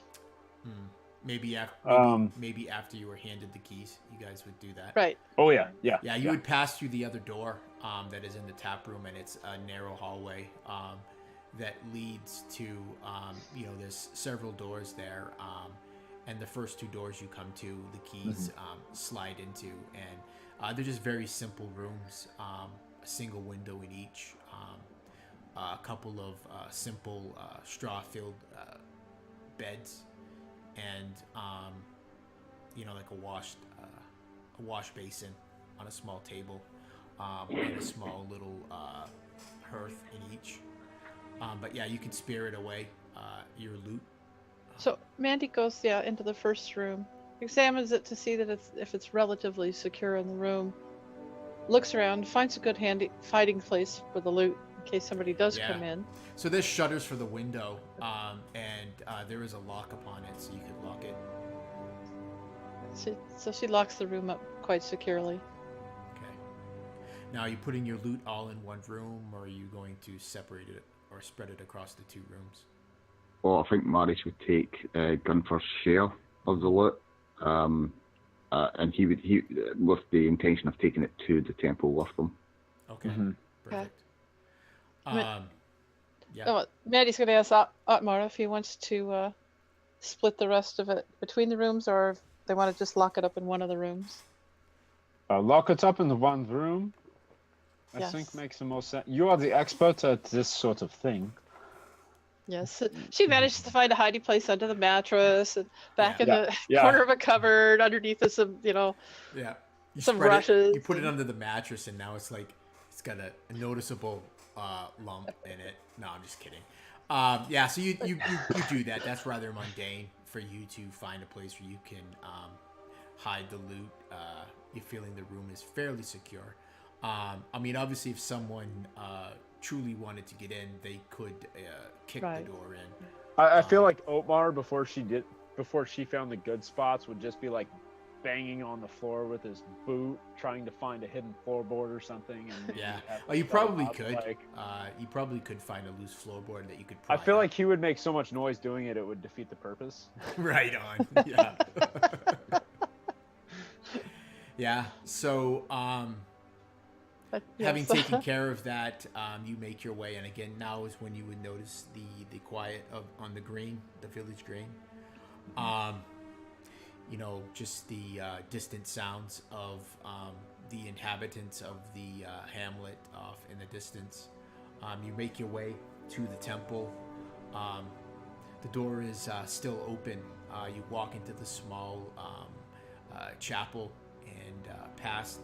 I guess Marius would know where to go, having been here earlier. He would lead you past this altar to Sigmar, through one of the back doors, into this small preparation room where your companion Gunther has been properly cleaned and anointed with oil, and now is wrapped in a white linen, leaving only his hands and face exposed. He, obviously his face would be pale, his lips like a gray, lifeless.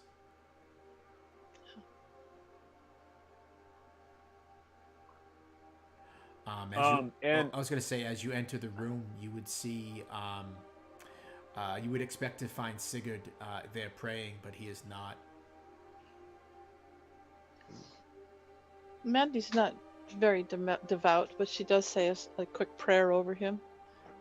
Is this room like such that there might be a place to hide in it, or is it just kind of bare? No, and open? it's very barren. There's like a small cabinet where you would think that they keep the oils and whatnot, and the bolts of linen. But beyond that, there's this simple table. There's a door at the back of the room, which if you check, it leads to the behind the temple. You can see that there's a rather small graveyard. You can see markers for those that have already been buried here. Just simple, either stones or carved from wood.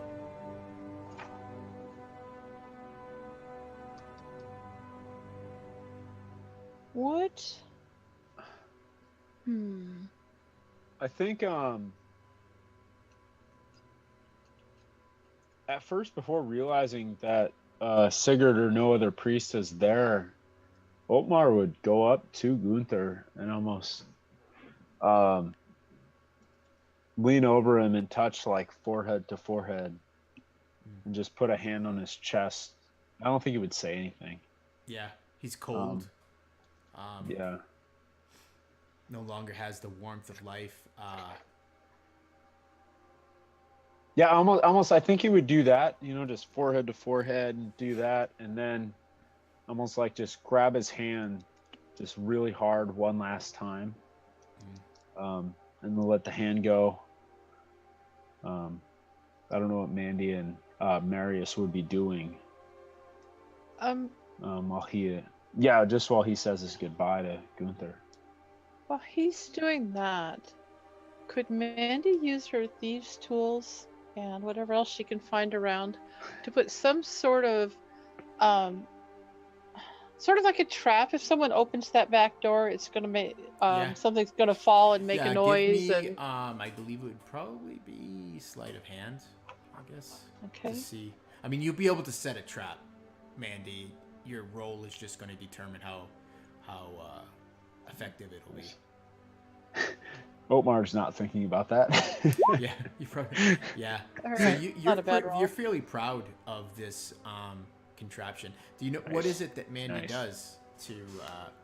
Well, she quickly unravels a bit of her rope so that she has some string, and then the string goes like across the door. The door opens inward, so that if the door opens inward, it's going to push on the string, and that's going to knock this little pile of rocks over and make a rattling noise and make sure everybody knows someone's coming in and we can be prepared very quickly. Yeah. It's not going to hurt anybody. It's just going to alert us. It's a simple alarm, but you're proud of it, Mandy. Is there anything anybody else does?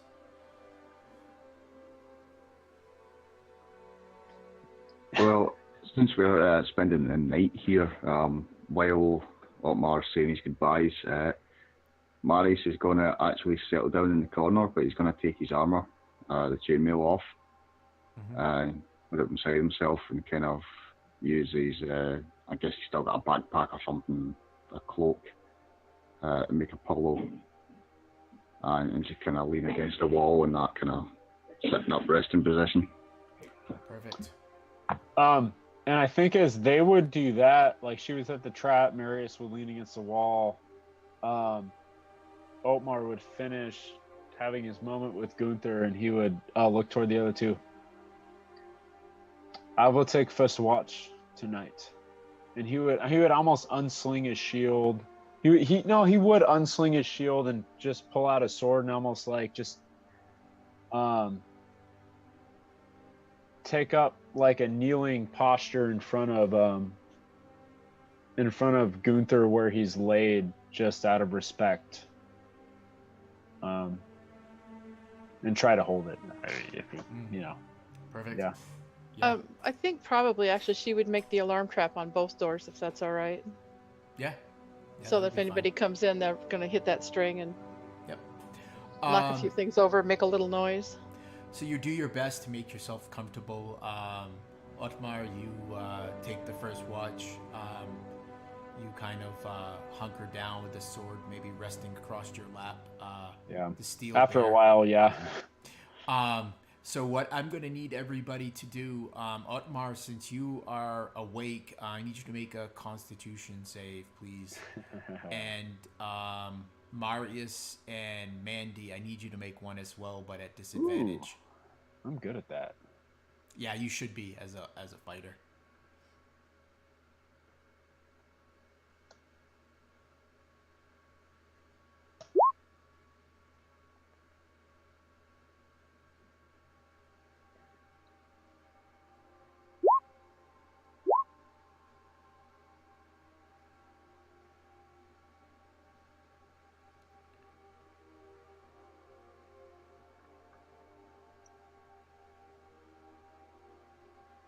Just waiting for Carol.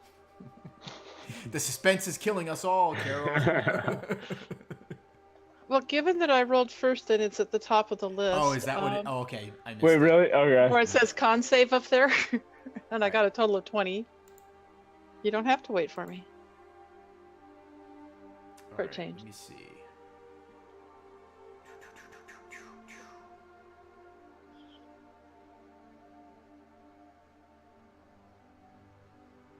All right. Perfect.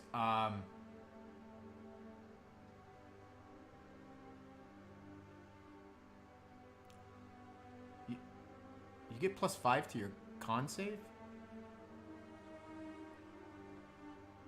I don't think it's gonna matter, but because you're a rogue, right? That was I got the wrong line. That was my dex save. It should be You a are a +2. rogue. You're trying to cheat. Nice. Well, you didn't give me a character sheet to roll from. You got to put up with my errors. I can't see. Anyway, it's +2 for the con save. +2. Okay. So it's a 16 or a 20, and it's at disadvantage, so it's a 16. So you guys drift off to sleep. I got a 21. You hear the rust. Relax, Otmar, relax. I'm talking to the other two right now.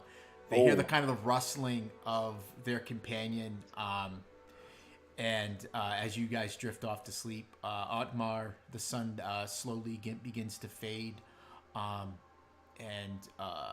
Lionel, just a second. That was supposed to be disadvantage. Yes. Okay, For all of so us? that other roll was not for you, something Otmar. else. Okay. That other roll was for something else, so I need to roll again for disadvantage. Oh, okay. Gotcha. Oh, so you did roll the right way. Yeah, I did roll the right one. Okay. Yeah, give me another roll. Oops, Wow, that isn't 122. You will You gotta never have to worry about fatigue for the rest of your life. Oh, jeez. I- Why can't I do this right? Okay, roll. 1, 2. That was funny. Carol broke the game. Yeah, There we go. there it is. There it is. I'm Thank you. sorry. You just have to keep us in suspense, huh, Carol? It's good for you. So where I was, the sun begins to fade, giving way to darkness, and it's very dark. I don't know if you would want to light, maybe a candle or two. Yeah, I would think there would be candles lit. Yeah. Especially since it's a vigil. Yeah. That there would be candles lit probably around the room. So yeah, it becomes dark. It's that dark right after the sun sets and before whatever moon, whatever phase it might be at, lightens the night sky. And you hear a rustling from the chapel, and the door begins to move open, and you hear the clatter of Mandy's stones. And as he hears the clatter, I say, who goes there? You hear Sigurd's voice say, "It is just I. I come to pray and vigil. I did not know you were here." At this hour? You were not here earlier when we got here after the tavern. There's no response to that. I think Omar is wary, but he doesn't quite. I don't think he would quite wake the others yet. Yeah. I would like to think my trap woke the others. Yeah, if it's loud enough. That was the point. Yeah. It's supposed to make enough noise to wake us. You can. Omar would have stood Otmar, up. give me an insight roll. Yes. Real quick. I think that's where you're going with that. Yes, that's what I want to do. Let me check my insight. I don't think it's great. Not great. Oh well.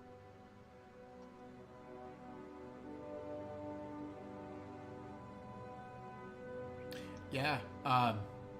Here we go. 15. 15.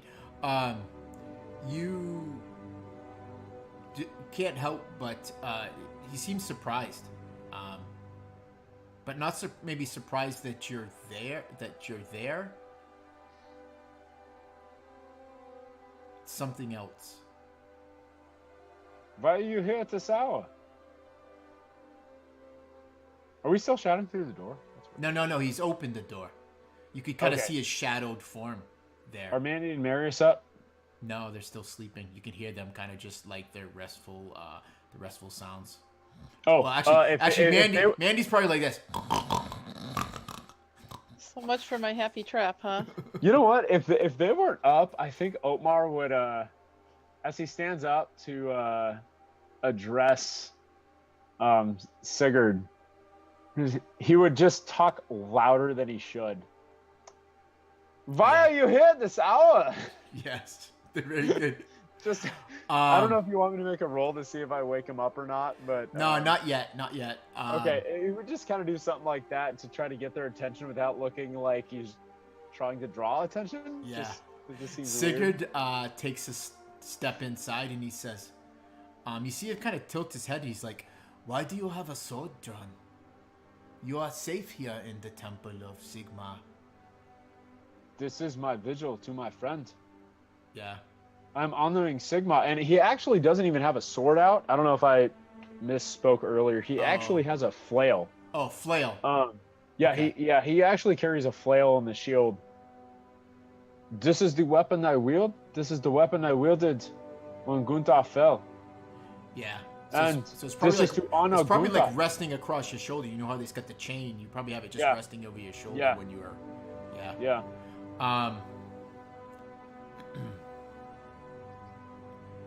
And he would step forward and he'd say, "Why do you not feel safe in the house of our Lord?" It is not a matter of feeling safe. It is a matter of honoring Gunther and Sigma. Surely you would know. He seems to weigh that, and he says, "Will you pray with me then?" And Otmar nods his head. He makes his way to the foot of your companion. He makes again the sign of the hammer, touching the seared mark on his forehead, and he begins to pray. Actually, probably before he would begin to pray, he would produce like a small what do they call those things? Because it's sensor. Yeah. You probably didn't notice it at first. So he lifts it up. It's on this bronze chain, and he produces a small flint and he lights it, and he starts to pray after doing the mark. And he starts just kind of swinging it. Is this something that like Otmar's seen smudging. before? Yeah. Like just in the Empire, this isn't out of normal. No, this would be Okay, what you would cool. have seen as a normal ceremony. He starts to do that. What are you doing? As he does that, if this is something he's seen before and it's normal, he would stand to the side and let him do his ceremony, and possibly just kind of bow on one knee. If he thinks that this would honor Gunther. Yeah. Yeah. I mean, the insight roll he had for Sigurd was a 15, so unless he Yep. sees anything really out of the ordinary, Well, he would go along with You this. could give me a religion roll. Oh, that'd be good. Beyond what I've already Oh, told you. I don't think I took religion. That's No, okay. You just roll. he's a nature guy. Oh yeah, just regular one. Oh yeah. What he sees is definitely normal. Yeah. Yeah, you've seen it. It's probably put you to sleep a few times when you've. Yeah, when you're he younger. starts to fall. He was cool before, and now he starts to fall asleep. Yeah, I like that. So he does this for several minutes, and once he's kind of moved this around him, he returns back to the foot of him, and he sets the censer down, and he begins to pray, and just coupling his hands and speaking the older tongue, and that's when you hear the clatter of stones from the back door. And that's when he would really snap his head. Yeah, you snap your head, and several men, dark robed, with wicker masks, come in, clubs in their hands, and they quickly advance on you. Let's roll initiative. There we go.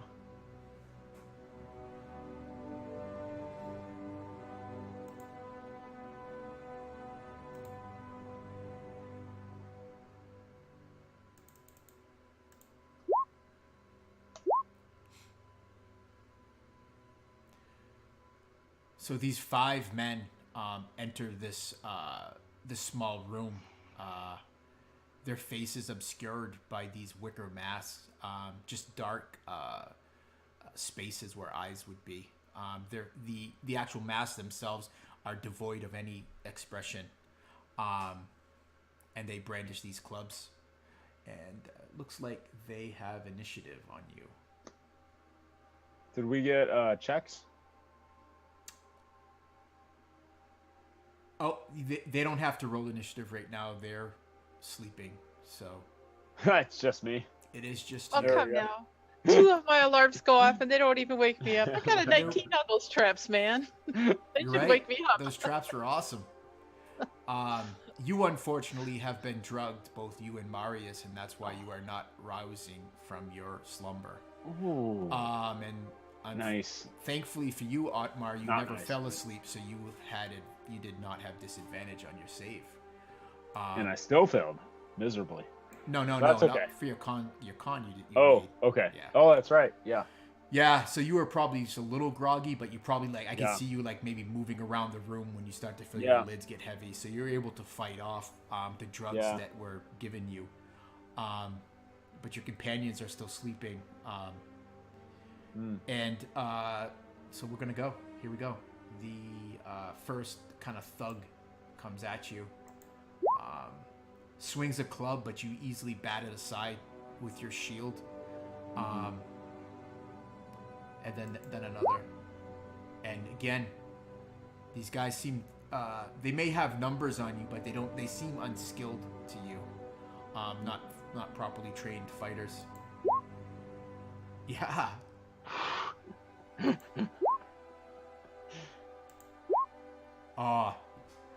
You fight off 4 of them before the 4th one lands a blow with his club. You take 6 bludgeoning damage as it kind of bounces off your shoulder. And it is your turn. These guys are trying to press you into the corner of this room. You see that Sigurd has, you would guess, fled. Oh, he just disappeared? Yeah, you would see, like, I guess you would, well, maybe in the, I'll give it to you. You would, like, see, like, the back of his robes as he runs out the other door into the chapel, getting away from these men.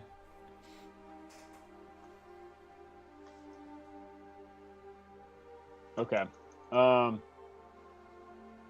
Cool. So,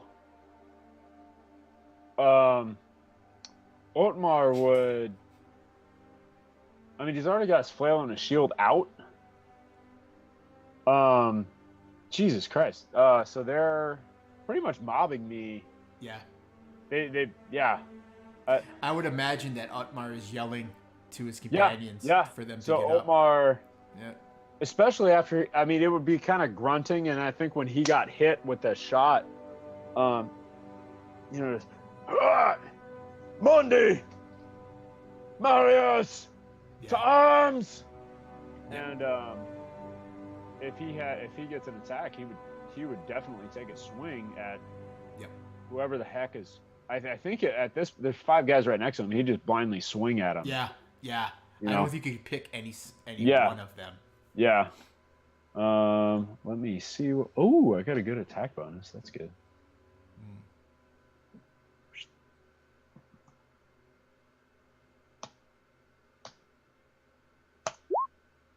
Does that hit? Yep, it does. You feel your flail. You hear the crunching of bone. Give me damage. Yeah. Oh no, that's No, that was hold on. Damage. Holy max. Yeah. You bring your flail and you just crush this wicker mask and the skull behind it. You hear that sickening suck as you pull it free, and the body crumples to the floor. And I would think if he was any sort of dour or anything before this, that crunching just wakes him up. Like more than anything else so far, the crunching of the skull. Yeah. So at the end of this round, Mandy and Marius, give me another con save. Please pass. Do you want this at disadvantage or just straight up? Yeah, it would still be at disadvantage. Should have kept my mouth shut. Oh! Come on. Yeah. Yeah. Nice. Yeah, you're in this deep slumber, Marius, and all of a sudden you hear a noise that you've heard many a time. Sounds of men struggling for their lives. You hear the grunts of Otmar. Mandy, you still lost to the sleep. So give us a roll for initiative, Marius. Boom, there it is. So you'll go after the 4 thugs. Perfect. And so as you start to come to, they groggily see you. Hear one of the men yell, "That one's stirring!" And 2 of the men shear off. Actually, the room's not that big, so I probably didn't have to shear too far. But you could make an attack of opportunity, Otmar, as 2 of these men move to bludgeon Marius. Yeah, he would definitely do that. Yeah. Does he get 1 each or just 1 No, on just his the turn? 1. Okay. Yeah. 12. Yeah, Again. that'll hit.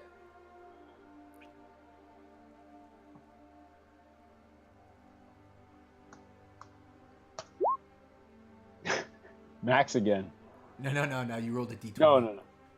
Wait. Oh, I'm sorry.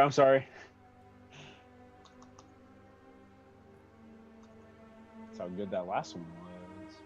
Sorry. 1d8 plus 5. There we go. Yeah. The man stumbles, and you feel a cracking of bone on his left arm. But he moves forward as he grunts.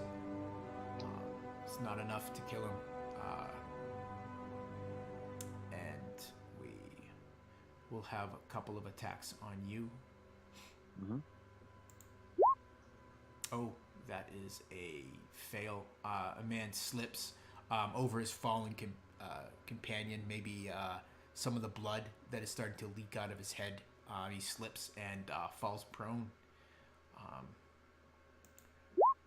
And his companion swings and misses you as well.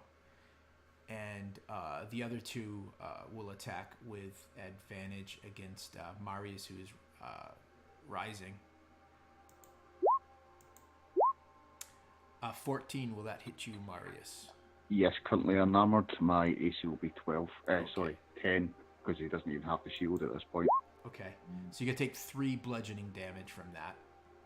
And the other one will make 2 attacks on you. And so, yeah, that'll be another hit. For 7 more bludgeoning damage. These guys are just beating down on you with these clubs.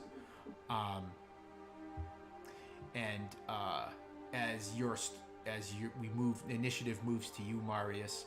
Otmar, what you would see shadowed forms making their way from the chapel towards you. Marius, it's your turn. Another group of shadowed You see forms? some more shadowed forms. Yeah. Oh, jeez. Okay. So Marius is getting to his feet. He's currently weaponless, shieldless, armorless. Quick question about the kind of setup of the room. Is there any of these candles nearby? And does the wicker mask look flammable? The wicker mask is certainly flammable.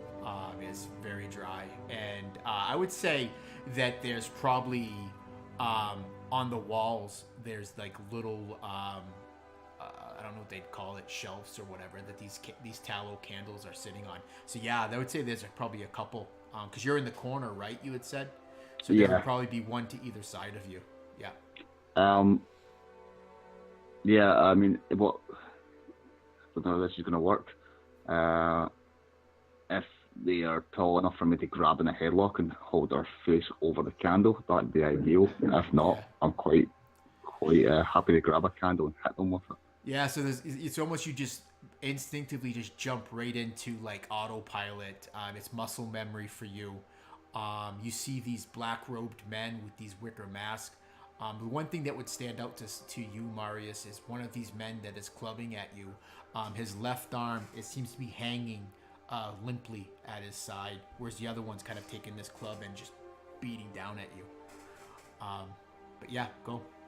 Give it a go. So you're going to grapple? Is that what you said? Yeah, basically. Yep. And because the last 2 rolls are decent, I know the way this is going to go. Bam! I guess I will try to oppose it and see how that goes. Yeah, close, but not enough. Which man do you grab? The one with the limp arm or the other? The one that's beating on me.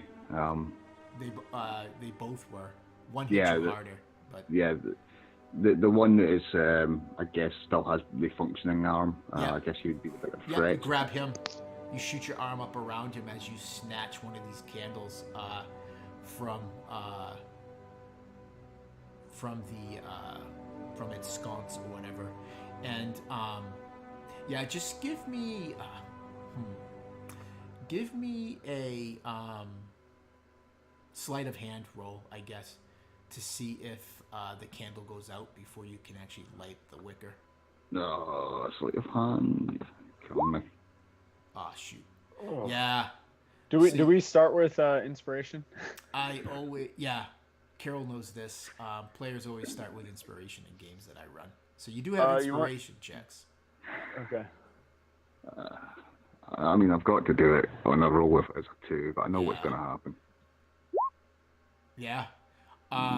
Yeah, it doesn't go out, and you bring this to this dry wicker mask, and it immediately starts to catch flame. Give me a d6. Oh, yeah. It just...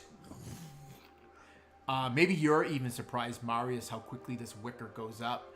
The man screams as he tries to pull free of your arm that is holding him. And you can smell and hear the burning of his flesh underneath. Perfect. And then we'll go to the end of the initiative, and we'll give Mandy another save, I guess, huh, guys? I think Otmar still gets to Oh, go. Otmar, sorry. Otmar, Yeah. You have 2 guys attacking you.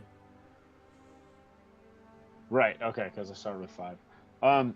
He sees the other people kind of rush into the room, but I don't think there's a lot he can do with 2 people in front of him. Well, one has fallen prone. He slipped on the blood of his... Oh, that's right. He would ignore that guy, and he would attack the other one. Okay. That's still up. Because he poses more of a threat. Oof. Yeah. Yeah. You feel a pulling at your legs as the guy that had fallen down is reaching and pulling at you. You maybe there's that moment of panic as you realize he's trying to pull you to the ground. And Mandy, give us a save.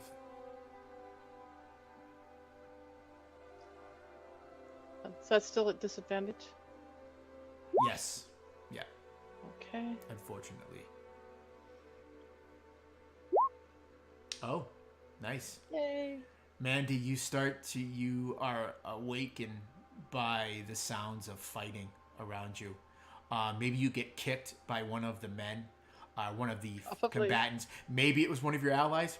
Maybe it was one of the bad guys. You don't know. But there's this kick, and that shakes you finally too. So yeah, roll initiative, and we'll see where you fall in the order, and then it brings us back to the top.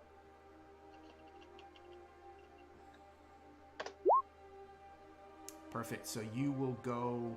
I can't remember what you had for initiative, Otmar. Was it?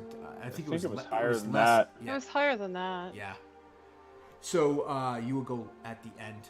So you are prone, but you kind of like you shake the sleep from your eyes, and as you look to the door leading to the chapel, you see several of these black robe, wicker masked men coming in with clubs. They immediately fall upon you, Mandy, while others look to engage your companions. So, what, if anything, would I have a chance to do? Nothing? It's not your turn. That's what I thought. At the end of your turn is when you're Okay, saved. I just wanted to be sure I understood that right. Yeah, so let's resolve. The one that had fallen is going to try to grapple you, Otmar. So that's going to be an opposed either athletics or acrobatics. We're going to go athletics all day long. Wow, yeah, don't bother. Oh, wow. He rolls a 1. So he's slipping. So after he's not able to pull you down, you pull free of him. He staggers back up to his feet, and his companion tries to use that to his advantage as he tries to club you across the head. And wow, how many nat 1s have I rolled? It's 3 now, I believe. Yeah, it's crazy. Yeah. But anyways, that's to your benefit as you are just sure it is. are just fighting these guys off. It's almost like easy for him right now. Yeah. I feel like after this, it's just like I don't know. Yeah, yeah. A third one joins him. Okay. And he will not hit you with a 10. I'm assuming no, because you're armored. And Yeah, you've kind of maybe put yourself in this defensive position so no one can flank you as you fight these guys off. Seem to be doing fairly well, considering this man is clawing at this burning mask. He pulls it free, and you almost you see like the flesh some of the flesh pulling away with it, Marius, as that guy kind of falls back away from you. He kind of hits the table where Gunther is, and the table kind of rocks a bit, but his hand is covering his ruined face, and so he is not in the fight anymore. His companion, though, is his arm hangs limply, but he still swings to hit you with a nat 20. Ouch. So that is going to be, for only 7 more bludgeoning damage. As he brings the blow, it kind of glances off the side of your head. There's probably a bit of where you kind of see those pinpricks of light as you are almost knocked unconscious, but you shake it off. Another man out of the corner of your eye you see lunging in at you with a club, and this one you stagger away, so his club swings and misses. Mandy, you're coming to, your rapier in hand. You get ready to defend yourself, but not before 3 men try to beat you senseless with clubs, so they'll have advantage. 21. Yeah, so that's a hit. 2 hits, yeah. No, it's just 1 hit, because they have advantage, so I want to see if they'll get a nat 20 on you. Gotcha. So that's 5 bludgeoning. Alright. That'll miss. Okay. Oh no, sorry, rolled the wrong die the second time. That's not much of a hit with the 1d6. Yeah, that'll be a hit. Okay. And that's 6 more bludgeoning damage. And the last one.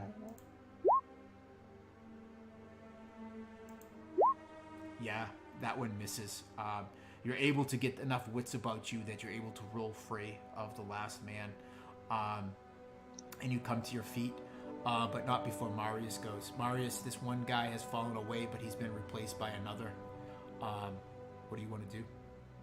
So as the other one lunges in from the sides and flails and misses him, Marius will duck, and he will grab his sword, and he will bring up the attacker that's just came in. Let's see. Oh yeah, that'll definitely hit. Not bad, not bad.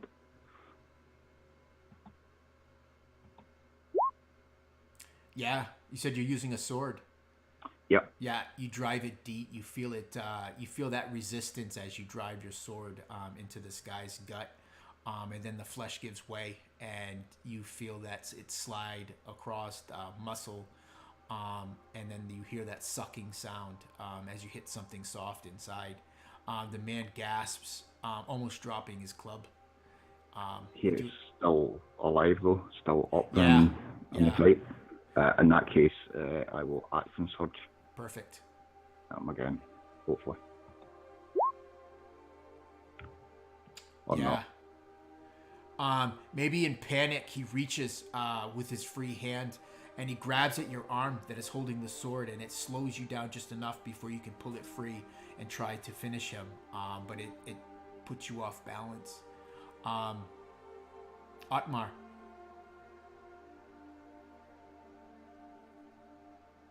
You're muted, bud.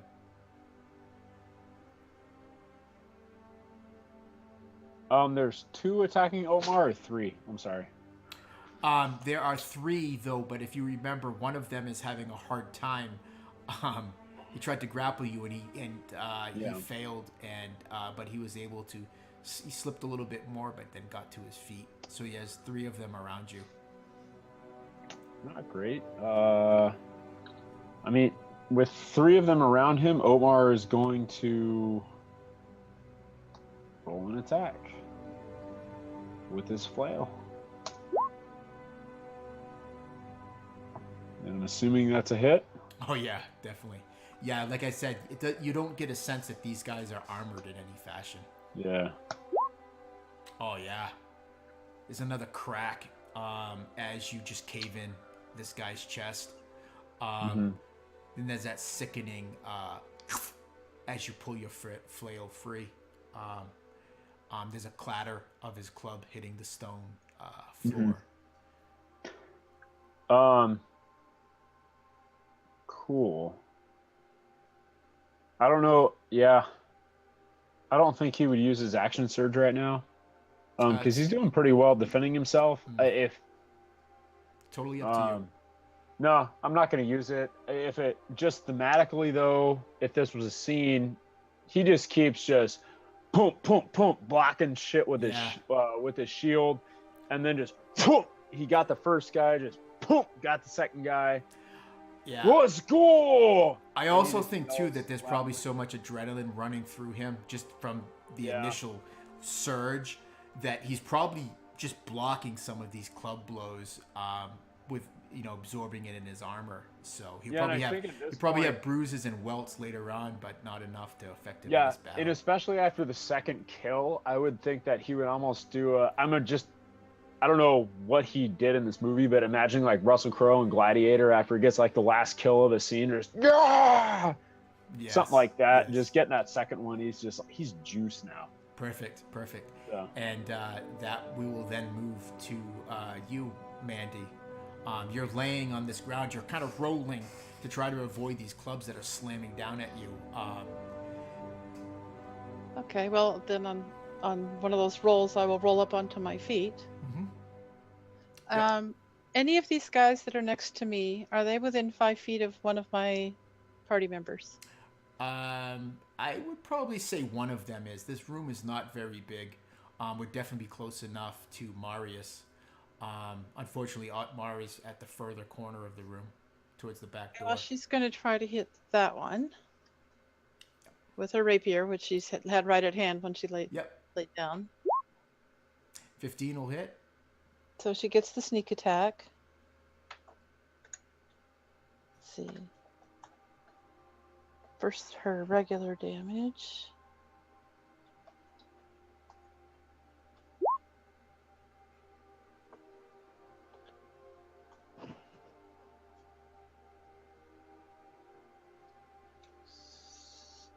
Okay, and then her sneak attack. Yeah. It's 18 points of damage to that poor schmuck. Yeah. So you drive your rapier in and pull it free. You probably don't even look at the man. You already know that he's dead, having probably skillfully laid the blow similarly. And then you turn to face the other two men that face you. We'll begin another round. We'll start with you, Otmar. Unless you're doing anything else. Sorry, I should not. Are there any candles within reach? Probably behind you there would be, because you're facing Marius. If you think of the room as like a rectangle with the table with Gunther in the middle, roughly in the middle, and then there's a door, and then a door on either side. Okay. Because she has that fast hands, and she can take an object action as a bonus action on her turn. Yeah, so you want to snatch one of these candles? She wants to snatch a candle. Can she stick it in a mask as part of her using the object? No, because that would be an action. But she could snatch a candle if she wanted it. Yeah. Yeah. Well, so she has because she doesn't have a shield, so she's got a candle in one hand and the rapier in the other. So here's the thing. Or do you think that's just too cool for you? I think it's really cool. I thought it was really cool when Chex did it, but now I'm wondering if Carol is using what Chex did for her character, because you were out cold when Marius did that. Okay, that's true. I'll let you do it. I'll let you do it. You guys have probably spent some time together for a while, so you probably some of those little tricks that you each would do, the other would pick up on. So you probably would be you've probably seen Marius, I'm assuming, be pretty creative at other times. So yeah. And you probably would see the smoldering wicker mask, what's left of it, with bits Right, of the yeah, man's she flesh cut that. still in there. She saw that You on the remember floor while There's she that was one guy getting up. that's actually fairly close to you, but he's kind of like Yeah. got his hand covering his ruined face. And, She probably saw that mask on the floor while she was rolling yeah. over to So, get yeah, up you and snatch thought, this "Oh, candle, good but- idea! I'll grab this But candle." I'm going to have you do the same thing that I had Marius do, and that's give me a sleight of hand, which you probably should be very good at, to see if the candle goes out. All right. Let's see. Sleight of hand. Okay. And while she's doing that, Otmar, the two men fighting you will attack, trying to overwhelm you. That's a miss. And that's a hit. Yeah, it flickers a little bit. There's like that little gut of the flame, and you think it's going to go out, and then you steady your hand at the last second, and the flame kind of springs back to life. But Otmar, you're going to take... Oh, I got a little delay on my roll here.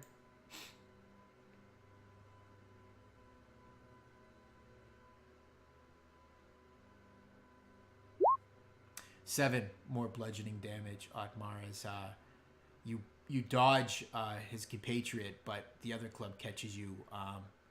Maybe in your giving you like a Charlie horse in your left thigh.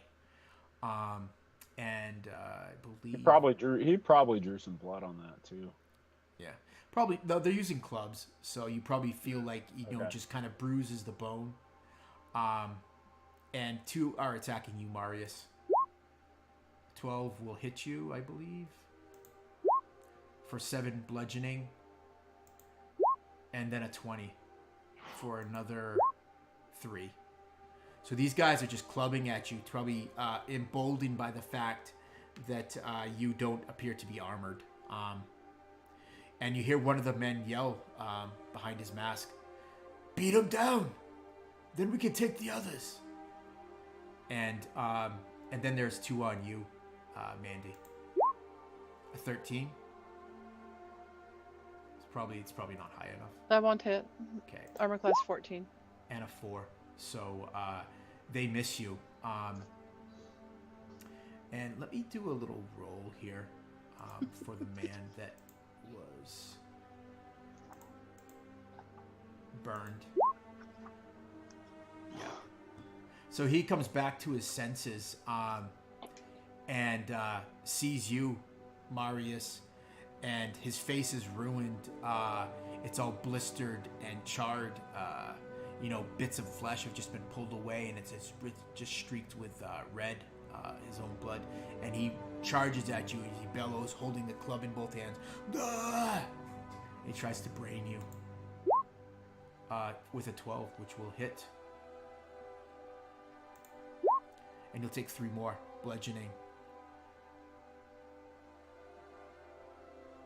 And that would bring us to you. Otmar or Marius? Marius, I believe, had the higher initiative. Okay. So yeah, Marius takes the hit. He kind of rolls with it on the shoulder. But as he does so, he is gonna step in and then pull himself back, and then using the sword in both hands, swing at this guy. The one with the burned, ruined face. Yeah, Yeah. for a 17. Yeah, that'll hit. And I'm going to throw a superiority die on this as well. It's a disarming attack, which I believe is a strength save.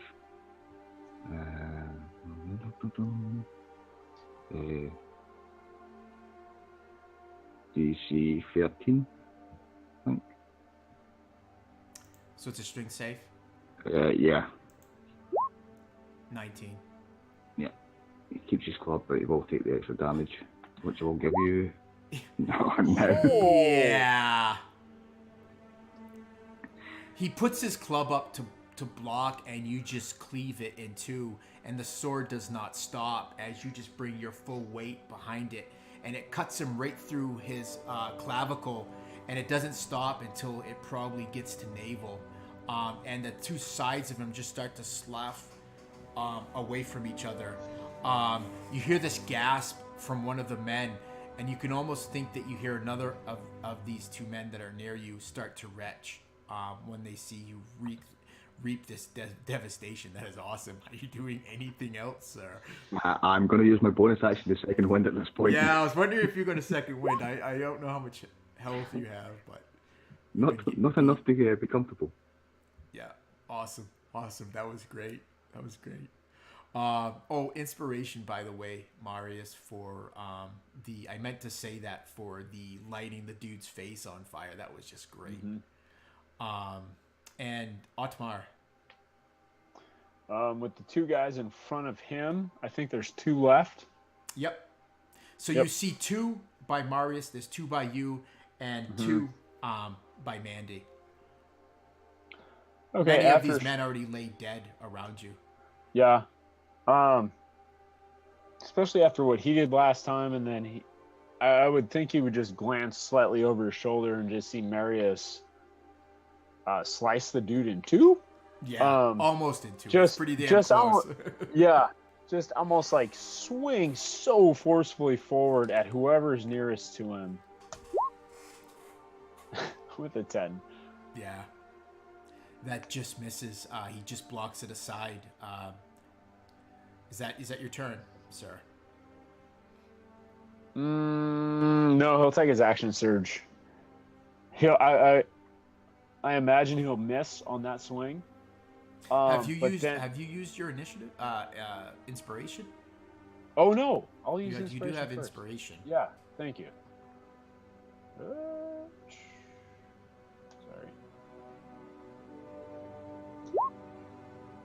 There we Yeah, go. easily. Yeah, he goes to block it, and your flail just kind of the chain wraps right around it.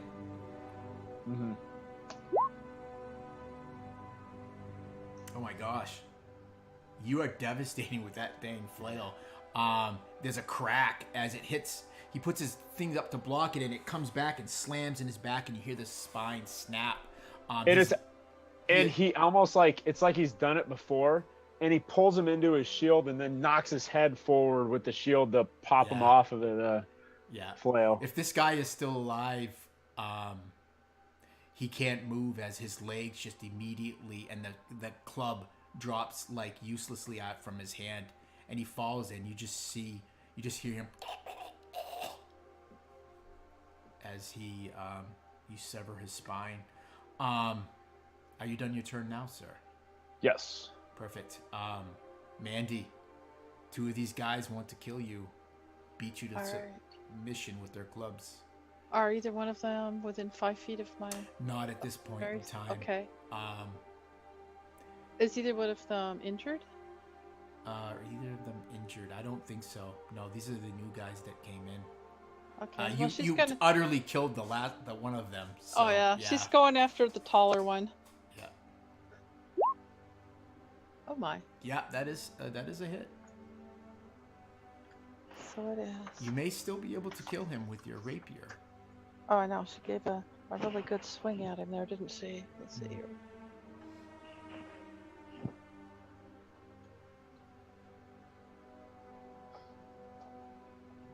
Make sure I get all the right numbers in here. Yeah. You drive it into his lower abdomen. You feel your blade come out the other side. You pull it out, and there's a stink of blood and urine. And the man staggers back, not dead, but near mortally wounded.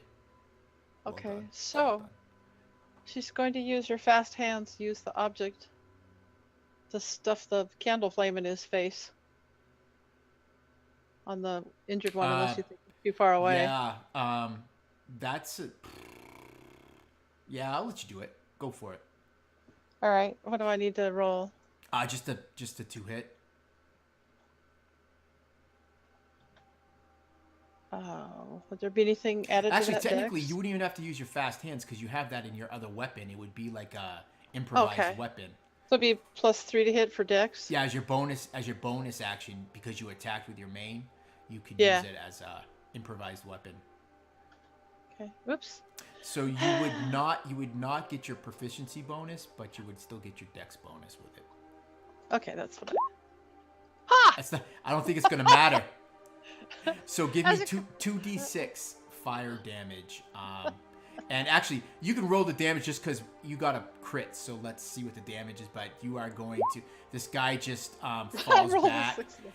This mask, though somewhat intimidating, is not very effective against open flame, as it's just so dry. It just immediately engulfs in flame. You just hear him yell as he falls back, his face burning, and his robes Yeah, I start could to just catch. like see Mandy, and all of her light-footed dexterousness, just swing that rapier with one thing and just really cut a big hole in him, and then just spin around and shove that candle in his face and burn his. So now there's just 4 of these men. We're going to roll a. Let's see if they run. They're not. They're going to fight to the death, I guess. The way you guys are dropping these guys. So let me see. There's one attacking you, Otmar.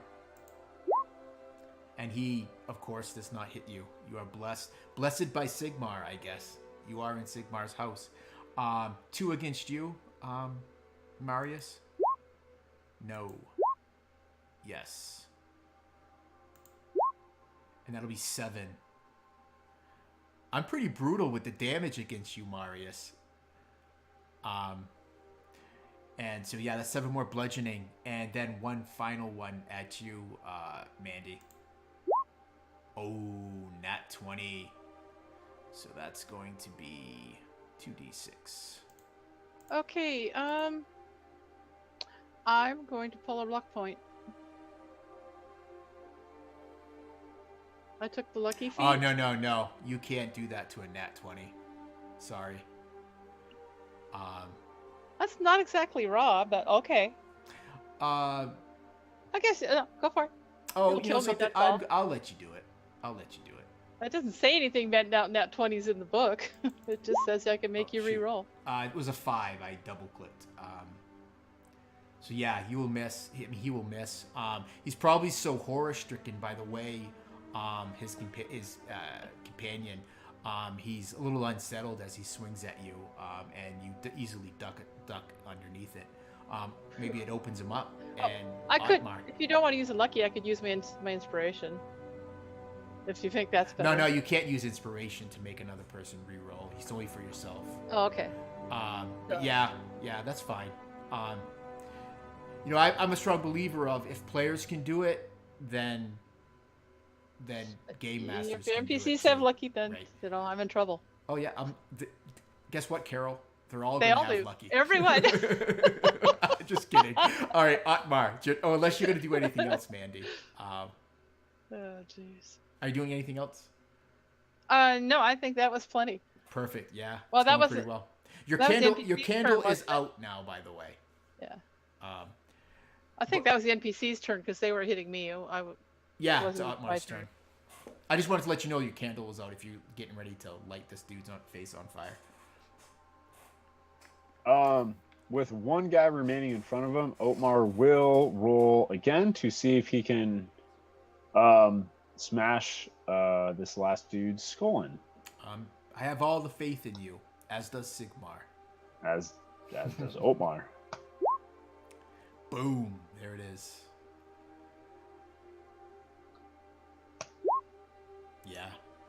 Yeah. It's not enough to kill him. But you Okay. just are snapping bones. You feel, you hit it square into his chest, and you hear the ribs breaking. You hear that sucking sound as a broken rib maybe pierces a lung. It's not enough to kill him, but it definitely bloodies him. Are you doing anything else? No, that'll be it. Perfect. Marius, you still face 2 of these masked men. They are struggling to work the way around the bodies that are quickly filling this room. So if I remember correctly, the one with the injured arm is still there. Yep. So I'm going to attempt to put him out of my misery. Don't worry about that arm healing. Ooh. Oh, I'm going to use that inspiration. Shit.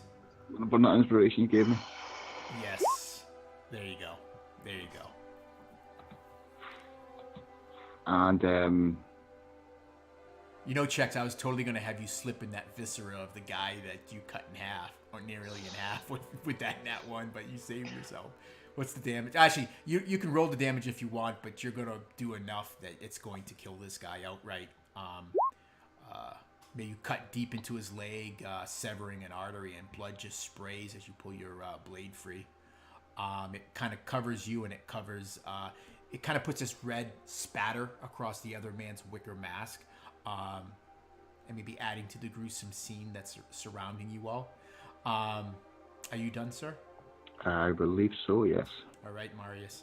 Mandy, it's your turn. You hold a candle that is out in your left hand and a rapier in the other. One of these guys, this one guy, is jockeying to kill you. Maybe not looking quite as confident Don't as I he go was. after Otmar? Otmar went first, Oh, okay. and then Marius, and then I think that was the order. Yeah. Yeah. Otmar, Marius, then you. Okay. I had it. But my brain is getting kind of jelly. But... Yeah, it's getting kind of late for you. So, all right, she's gonna dance around and attack another one of these Yeah. dudes. There's only one left in front of her, basically. Yeah. 1, 1, and 1. And she's gonna use her inspiration and try it again. Yeah, that'll hit him.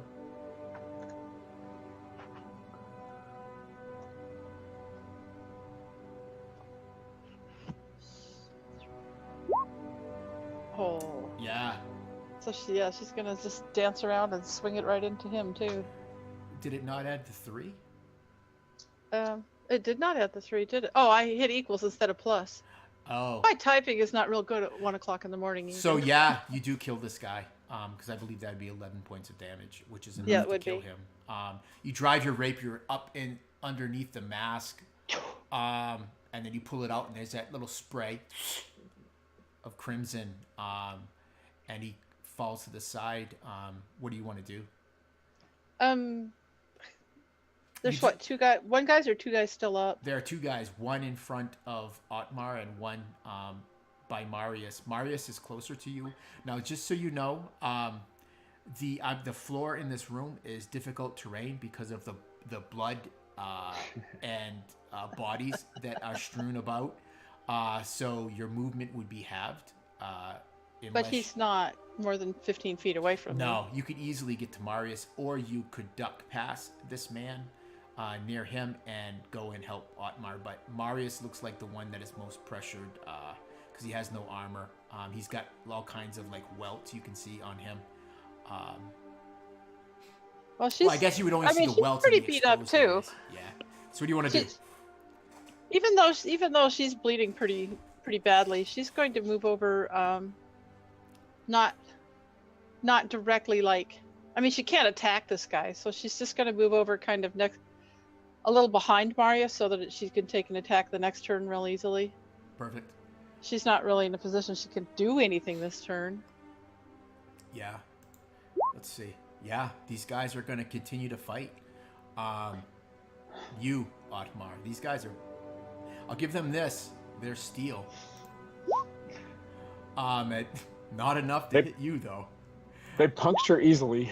But of course I hit Marius. For 3 more bludgeoning damage. He kind of just drives the head of the club into your gut, knocking the wind out of you. And it is your turn, Otmar. All right, with the 1 guy remaining in front of him, he's going to try to he just kind of dodged. No, he just like blocked it with the shield, the last one. And so he's going to try just in one motion do where the guy thought he might have had him, just do a shield block and then just follow it up real quick with a swing.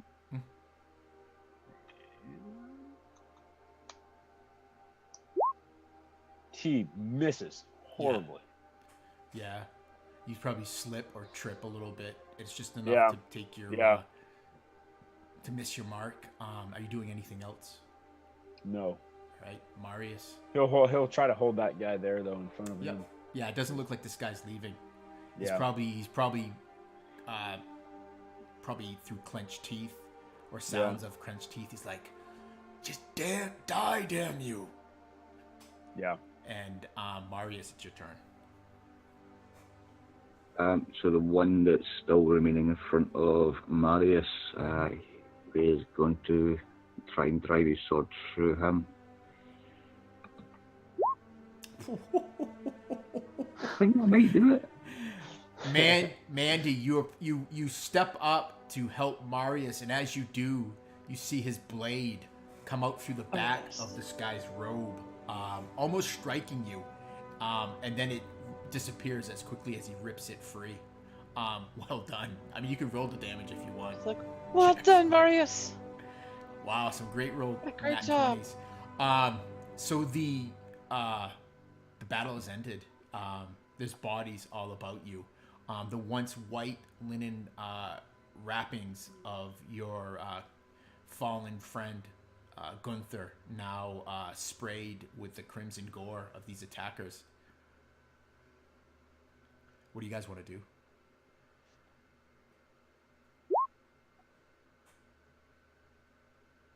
Oh, Isn't shoot. there one still in front of Otmar? Otmar's still alive. Sorry, my bad. Otmar's still alive. No, the one fighting Otmar's still alive. Oh, okay. Yeah. So that would be your turn, Mandy, I guess. So you could probably make it to... All right, so I've got another 15 feet should get me there. Yeah.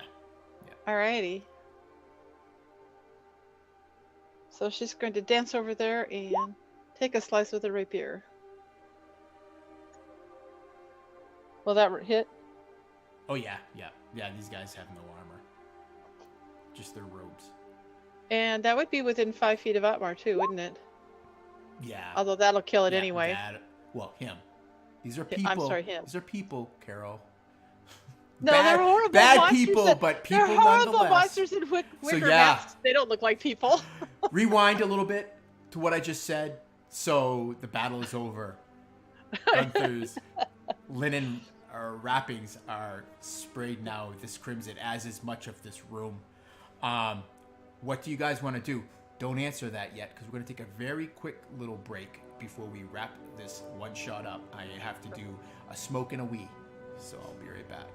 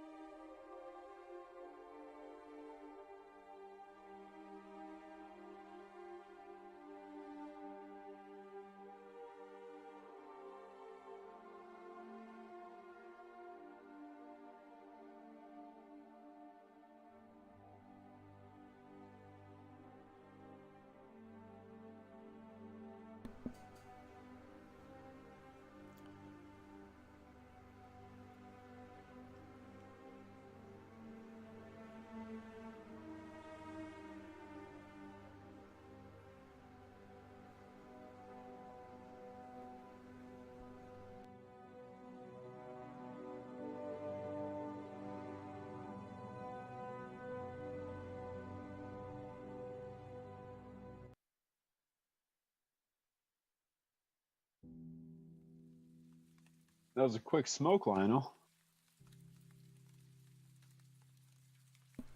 I don't actually smoke. Oh, okay. Got it. Yeah. There you go. I was like, man, that was fast.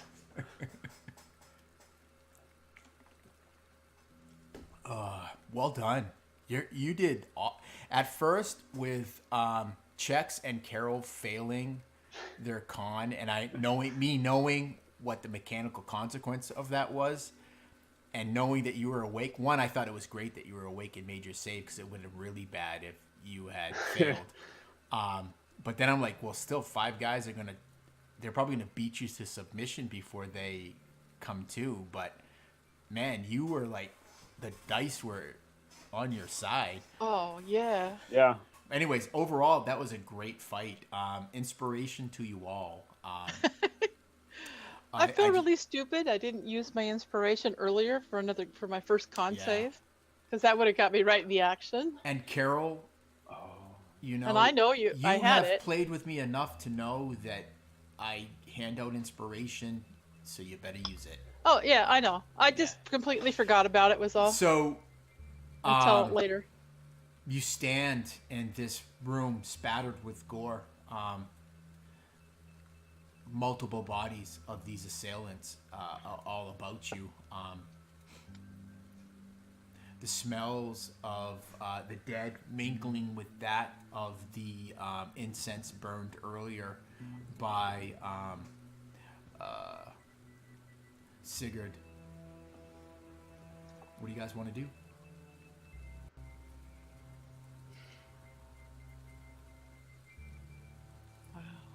Otmar would look. I think he would look around at all the destruction with a flail in one hand and shield in the other, and kind of look toward Mandy and Marius. And say, "Why?" I don't know. Perhaps we should have kept one and found out. I'm sorry for bashing their heads in so well. Perhaps I shouldn't have killed the last one. I don't know. I think I'm just as glad they're all gone. Yeah, maybe a moment afterthought is maybe we should have left one of them alive, is what you think. But with the speed and viciousness of the attack, you didn't have time. And honestly, like, I don't know how you're doing, Marius. Like, Omar's doing okay, not great, but I'm not. It seemed like you took. I took 2 bad damage hits there. down. How are you doing? Like, if Otmar looks over at you right now, how are you doing? Well, you're not sure if it's his blood or someone else's blood, I think, at this point. But yeah, he's got a couple of whacks to the noggin that will be welting up right now. Oh yeah, she got beat up while she was down. She was hammered. Yeah, so everybody give me a perception roll. Perception. No, not in there. Sorry, I've got to get to the right place. You still have ringing in your ears, Marius. Yeah. Oh, he's trying to put his chainmail back on at this point as well. That would probably make sense for you to don that. Yeah. That's not very good. Otmar, you're not certain, but you think that you hear the sounds of shuffling feet through gravel at the rear of this room. The door still open. He would move quickly without alerting anybody else and slam the door shut. Yeah. Boom. The door slams shut. You notice that there is a bar that can be dropped, securing it. And it's one of those ones that is like 2 separate. And we didn't do that when we first started? We're so stupid. We didn't even look. Well, yeah, I guess you would have asked. I didn't ask. Yeah, that would have made a lot of sense. We were tired? Like the characters were tired? Yeah, we'd had a long time in the woods, man. We were beat when we started. Mandy was so proud. Mandy was so proud of her like trap that she set that she didn't even think we should probably lock the door too. Oh jeez. At any rate, yes, lock that's the door. That's a simple oversight. Yeah, I'm certain that your characters would have thought to lock the door, but sorry, I'm not retconning shit. No, we're not Anyways, retconning the whole one shot. so you slam We're like these offensive bars. linemen, we like You getting slam our- these bars into place, and you hear the kind of like that as someone tries to press against the door, but finds it. What about the other door? barred. What about the front door to the temple? Yeah, it's darkness beyond in the chapel. There's no light there. I know if Omar, if he pulls that thing down to bar the door and somebody's trying to get in, I don't know if Mandy goes to try to close the other door or not, but he would yell, "Who's outside? Let us in. Who is outside? easier You for did you not that answer my way." question." Sorry, what was it? Yeah, you guys are talking over each other, but you would hear him say it would be easier for you that way. And he says no more. He doesn't give a name. Mandy's like, we don't need the easy way. She says that to Otmar. Bar's the front door. If we So I'd have to bar go out through the dark temple and bar the front door. I thought there were 2 doors into here, right? Yeah, there are Or 2 just the doors one? into this room. Well, would there be a bar on the one into the temple? No. That's an interior door. Oh, it's a good point. Okay. It'd probably be like a simple sort of mechanism, but they would probably not put a lock here. I mean, why would you lock? Yeah. Yeah. Sorry. It does. Oh, this is bad. Common sense is not handy. So Gunther is sitting in the middle of the room on something. Is that movable? What he's laying on? The table or whatever it is. It's just Is it a a table? table. Is it something big? Is it heavy? Like, Yeah. or is it just Can we, heavy? can we block the other door Yeah, with it's it? a fairly Could you move sturdy, it, barricade the other door real quick with it? thick wooden planked table. It's smooth. It's been planed smooth, and probably with has like this clear lacquer over it to make it polished. Yeah, you could Yeah. take Gunther's body off of it, and you're gonna wedge it against the door, or just slide it with his body on it, and give body weight. Yeah. That's Yeah. what I would. That's what I would kind of ask Mandy and Marius if they would like to do that while I stand here and yell at people through the door. I say we let them in. Oh, One at a time. Let's The block door, it. the door kind of shakes a couple of times and then stops. You hear I that? would You block kind of the other hear. door, You kind of definitely. hear the sounds of the gravel of like maybe quicker footsteps away. Well, if they are going to come in, we should be ready. Do you want to let them in the other door, or you want to block it? I think we should make it hot for them. Okay, block it. Marius? He wants to let him in and kill him. I can see it in his face. We can. Come on, we can Marius, throw they'll probably shields- get in anyway, my friend. or we can throw shields together and make a wall. That's an idea I like. I can get my bow out and stay behind you. Yeah?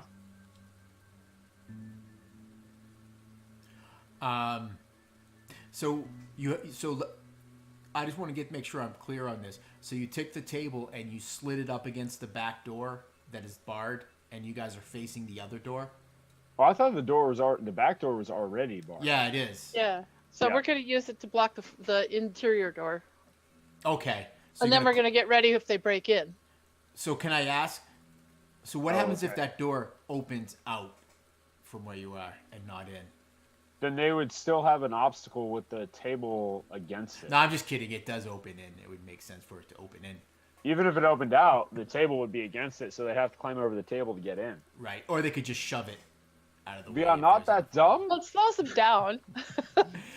Anyways, In any case, it'll slow so them down. yeah, so you close this other door and you slide it shut, and you slide you slide Gunther and the table up against the door.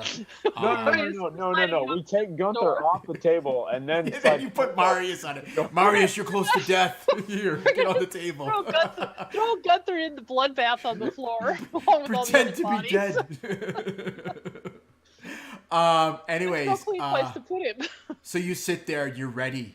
You stand side by side like Shield Brothers, And there's And I've got my several bow. tense minutes pass, and nothing. No more If I attempts. look back, just if I take a glance back at Gunther, what do I see? Nothing. You see Dead your man. dead He's still companion. there. Yeah. Okay. No, he rises up from the table and says, "You're Yeah. dead." No, he doesn't Yeah, move. yeah. He's dead. Becomes a zombie or whatever. You never know. Yeah, it is. It is Warhammer. Mm-hmm. I don't know anything about Warhammer, but Zombies I are know scary. you, Lionel. Zombies are scary. So at that point, if nothing happens and we sit there for a while, yeah, I guess Omar would look toward Marius. Well, anyone that's wondering could give me an insight roll. Can I just what- ask quickly?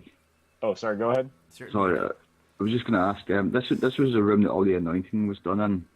What's the chances this is a room that any kind of healing is done in as well? That there may be kind of some healing potion, for lack of a better word. There is a cabinet that I said was in this room. I mean, we are in here for a while, so I guess it makes sense to kind of raid the place and Yeah. find out what we have. I mean, if you look in the Hand. cabinet. It's empty, isn't it? No, you see several shelves in there. On the lower shelf are neatly folded linens. The shelf after that, you see several glass vials. And stoppered with they're crystal stoppered vials. They seem when you open it and smell, it smells like scented oils that would probably be used to anoint. And then there's a third shelf, and on that you see a D4 number of similarly shaped glass vials, but the liquid inside them is much different. A D4. They're actually shaped like a D4. They are D4 shaped. Do not step on them. I'm just saying. Caltrops. Who's rolling this D4? Marius is looking, so. Yeah, give me the D4, Marius. Yeah, Alright. so you see 3 of these vials. They smell like, they have like this mint smell, though they have a consistency that is... Minty breath. yeah, but it's Mint and almost like the lemongrass. consistency of tar, but the color is that of like honey.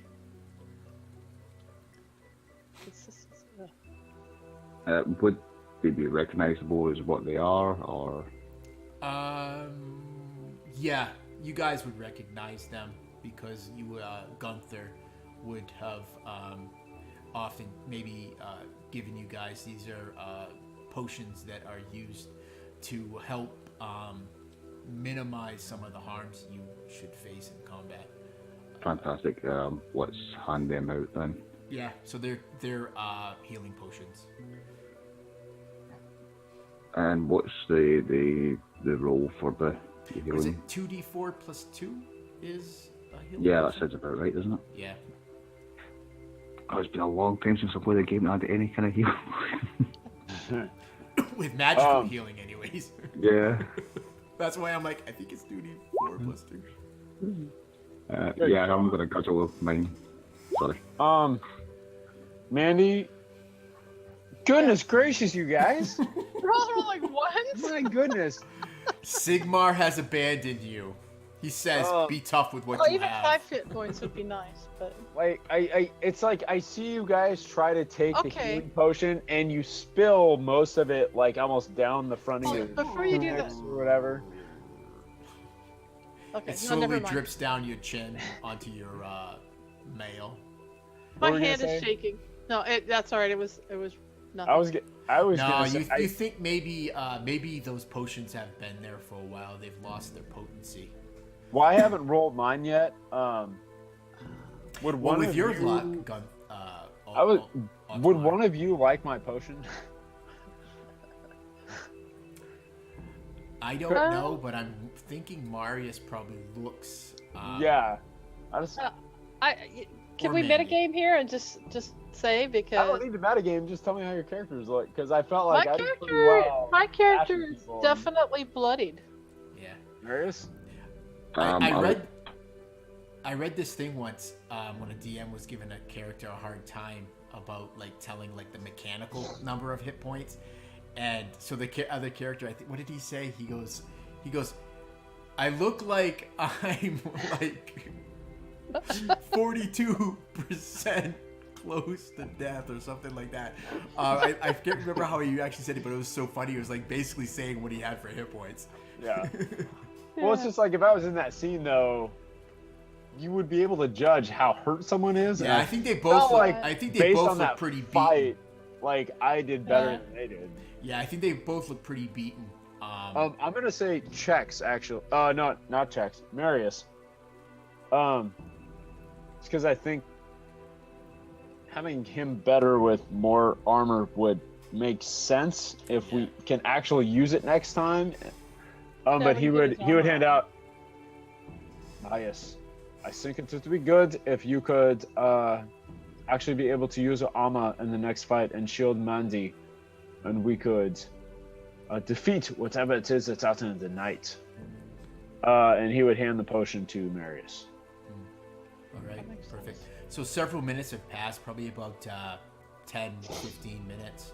So we've had time for Marius to put his armor on too. Oh yeah, he did that. You can roll for that too, or you can. There we go. Boom, there it is. There we go. Nice. So there was one That that was makes still a difference. potent in that batch of 3. Oh well, I'm a better. What if anything do you guys want to do? Let's see. I've got my shield, my bow. Is there an underground section to this temple at all? No, you don't think so. Just from what we see. Maybe in larger They're not- temples in bigger Yeah. cities that would be something they would have Okay. catacombs beneath, but not in a small Just glad we don't. hamlet like this. So Okay. we have all these bodies, masked bodies lying about. May as well unmask them to see if we recognise anybody we've come across, and Oh, rifle through the robes just Yeah. to see Give me an what they have on investigation. them. I mean, obviously, with the exception of the guys you burned the crap out of their faces. Yeah. Yeah. Oh, See, that's the problem. You guys got all these sick rolls. I'm sorry that 2 of our members were unconscious for the big fight. Oh man. Obviously, I'm not investigating. Oh, wow. You do have more luck, I guess. if you wanted to Well, use it. for an investigation roll, does it really matter that much? No. If I So succeed. you see I do have Otmar more. and Marius pulling off masks, and almost immediately you guys recognize some of the faces of men you have seen in the village as you rode in, as you crossed the village green. Even 2 of them are 2 of the 3 men that you saw in the tavern.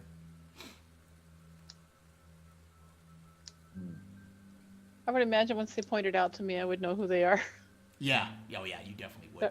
That was the guy in the Oh, you're right. Yeah, once they do that, you actually even point out one of the guys, like the very first guy that you guys had spoken to when you rode in. Do they see the noble, the No. lordling in this, or his bodyguard? No, the Lordling is not in there, and Michael is not either.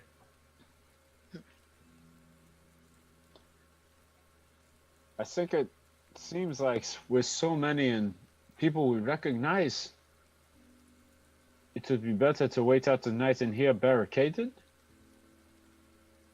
Well, than if try we to don't. force the fight outside. Who knows how much of the other town is, Right. Yeah. and we have why? Gunther, we Why? can't just leave him. You could start to hear the very subtle sound of rain hitting the wooden shingles that make the roof to this temple. But with a perception roll, maybe you hear something else. Okay, where's my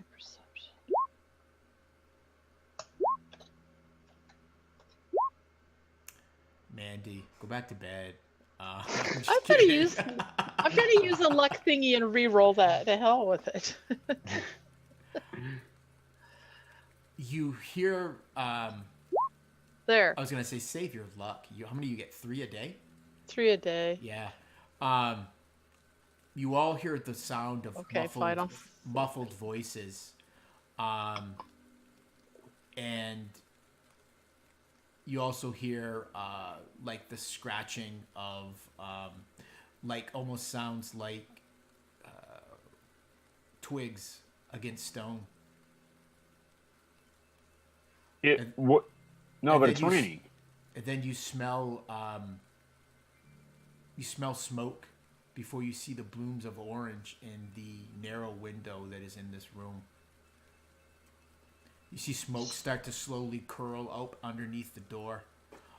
You know that you're being burned out of this temple. But this is a stone building, right? But there's still doors and. What? I mean, are the What kind of floorboards? That smoke's still gonna. Yeah, we still have to suffocate get us. out of the smoke. Well, you could.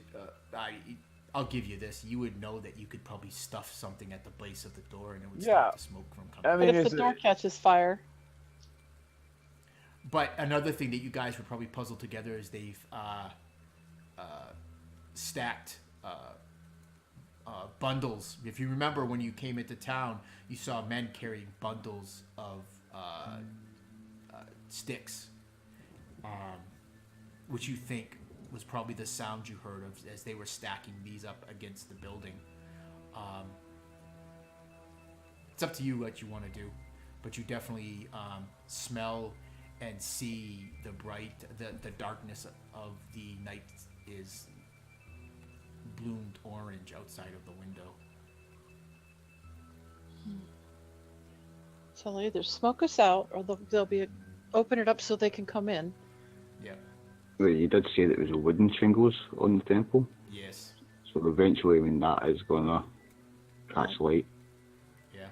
You hear the sounds of wood breaking and the splashing of liquid beyond the inner door. I say we make a run for it at the back, and we leave Gunther to the flames. The cremation is not bad. The flames Yeah, are better. I love it. I love how you guys are just. Cremation's pretty good. Save our own skin.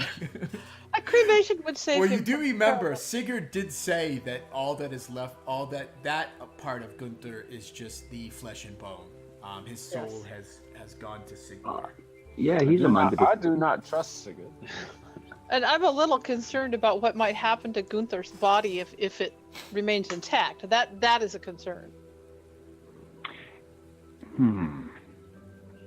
We push Gunther into the flames, start his cremation, and get us a way out. I mean, I'm not adverse to put my shield on my back, my sword away, and carrying them. Yeah. Yeah. You hear the think you can get out crackling that way? of flame, and it seems to be almost around you now. And You could. Those are- We need joining to that move. sound, Marius- Let's go. Oh, and joining that sound, you hear as you guys are kind of figuring out what you want to do, you hear a voice you've heard. It's the voice of Yosef. Carries clearly. Come out! We know you are in there. is that coming from the front or the back? The back. I think as Otmar was gonna grab Gunther to carry him out, with Marius out the back, after Marius suggested it, because we thought everything was coming from the front, and hearing that in the back, I don't think there's any way we can get Gunther out. I don't think so. And before any more time passes, because it seems like stuff is happening quickly. Yeah, time doesn't stop. Let's go. No, Otmar would head toward the back and just briefly glance at Marius and Mandy, and with his shield and flail in hand, kick up the door stopper and open the door. So as you go to do that, you would notice that the door feels very warm. I would think he's in. Sorry, whenever I think of a door worm, I think of Home Alone with Joe Pesci. So if you want to give me athletics, you could definitely, because the door opens in, but if you want to kick it out, you could give me an athletics. Oh, he would totally. It's already half broke anyway. I mean, it's been weakened by the fire. Yeah, actually, that's a good point, Carol. I will give you advantage on the athletics. Ooh. Okay. He needs it. Yep.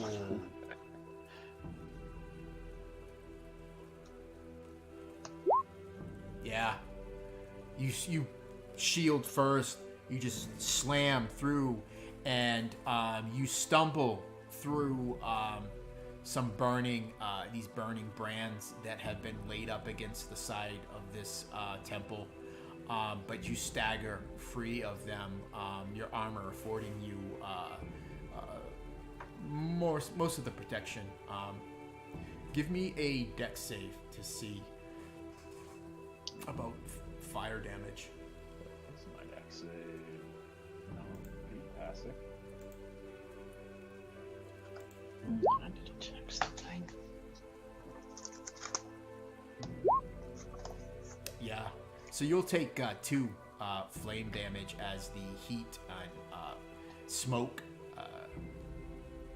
you push through, but you clear the way for the others.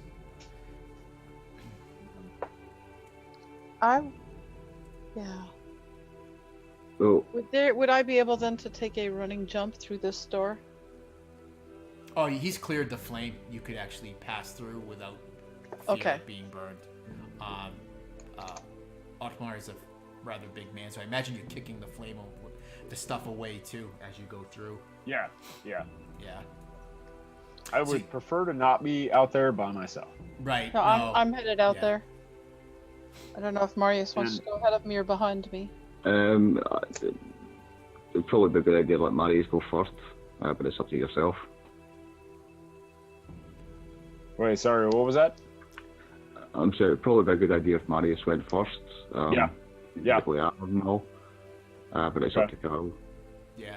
So Yeah, you guys. you go ahead. Yeah, you guys kind of stagger almost. Well, here's the thing. I'm not leaving Gunther behind. I'm going to do what I say, and I'm going to bring him out. Nice. But as soon as I step out that door and I see a congregation of people, I am throwing Gunther at them. Yeah. Gunther's still a member of the party. he's a missile weapon now. He's a projectile.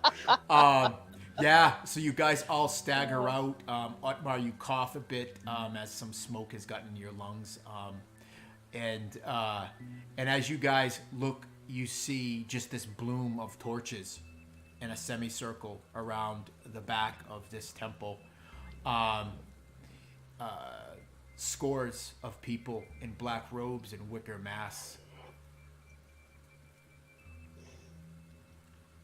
One stands in the middle. You hear Yosef's voice. You chose wisely. It is easier this way. Of course, we must make our sacrifice. After all, we need a good harvest. And that's where I think we'll end it.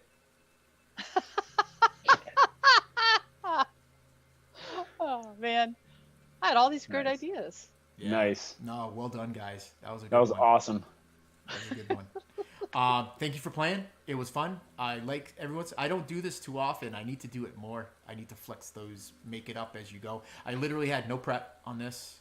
I only had an idea when I was mowing my lawn earlier this morning. I'm like, oh, that'd be really cool if players were like after an adventure and they were just gonna chill in a nice little town. But the town turned out to be like one of those bad horror movies where everybody just wants to kill you. I know we're all gonna Dude, die. I was thinking of Hot Fuzz. Oh yes, That's what I was thinking of. Like Yes. right at the end there, it's just like it's for the greater good. Like yes. And Mandy guide for Sigurd the tried greater good. to save She's you gonna guys. hide. He tried to tell you in his own kind of creepy, awkward way. Don't stay here. Don't stay here, guys. See, here's the thing about Mandy. If she could take this like huge running jump, She could probably jump over some of the crowd in a weak spot and disappear in the forest and hide. Nah, I don't think so. Nah. She'd try. I mean, maybe that's what happens. What actually happens after the adventure ends is really, it's like one of those movies when a movie ends and they don't really kind of give you that closure. Right. You can write your We own don't know. ending. So yeah, maybe you guys just get in a tight little knot. You Kind throw of like- Gunther, and it knocks down a couple of people, and you run off into the night, get to the stable, jump on your horses, and right away. But we won't know. We'll leave that up to you guys And that will ruin and their harvest. anyone who should watch this little one shot. Thank you very much, and Thank you so much for running it, Lionel.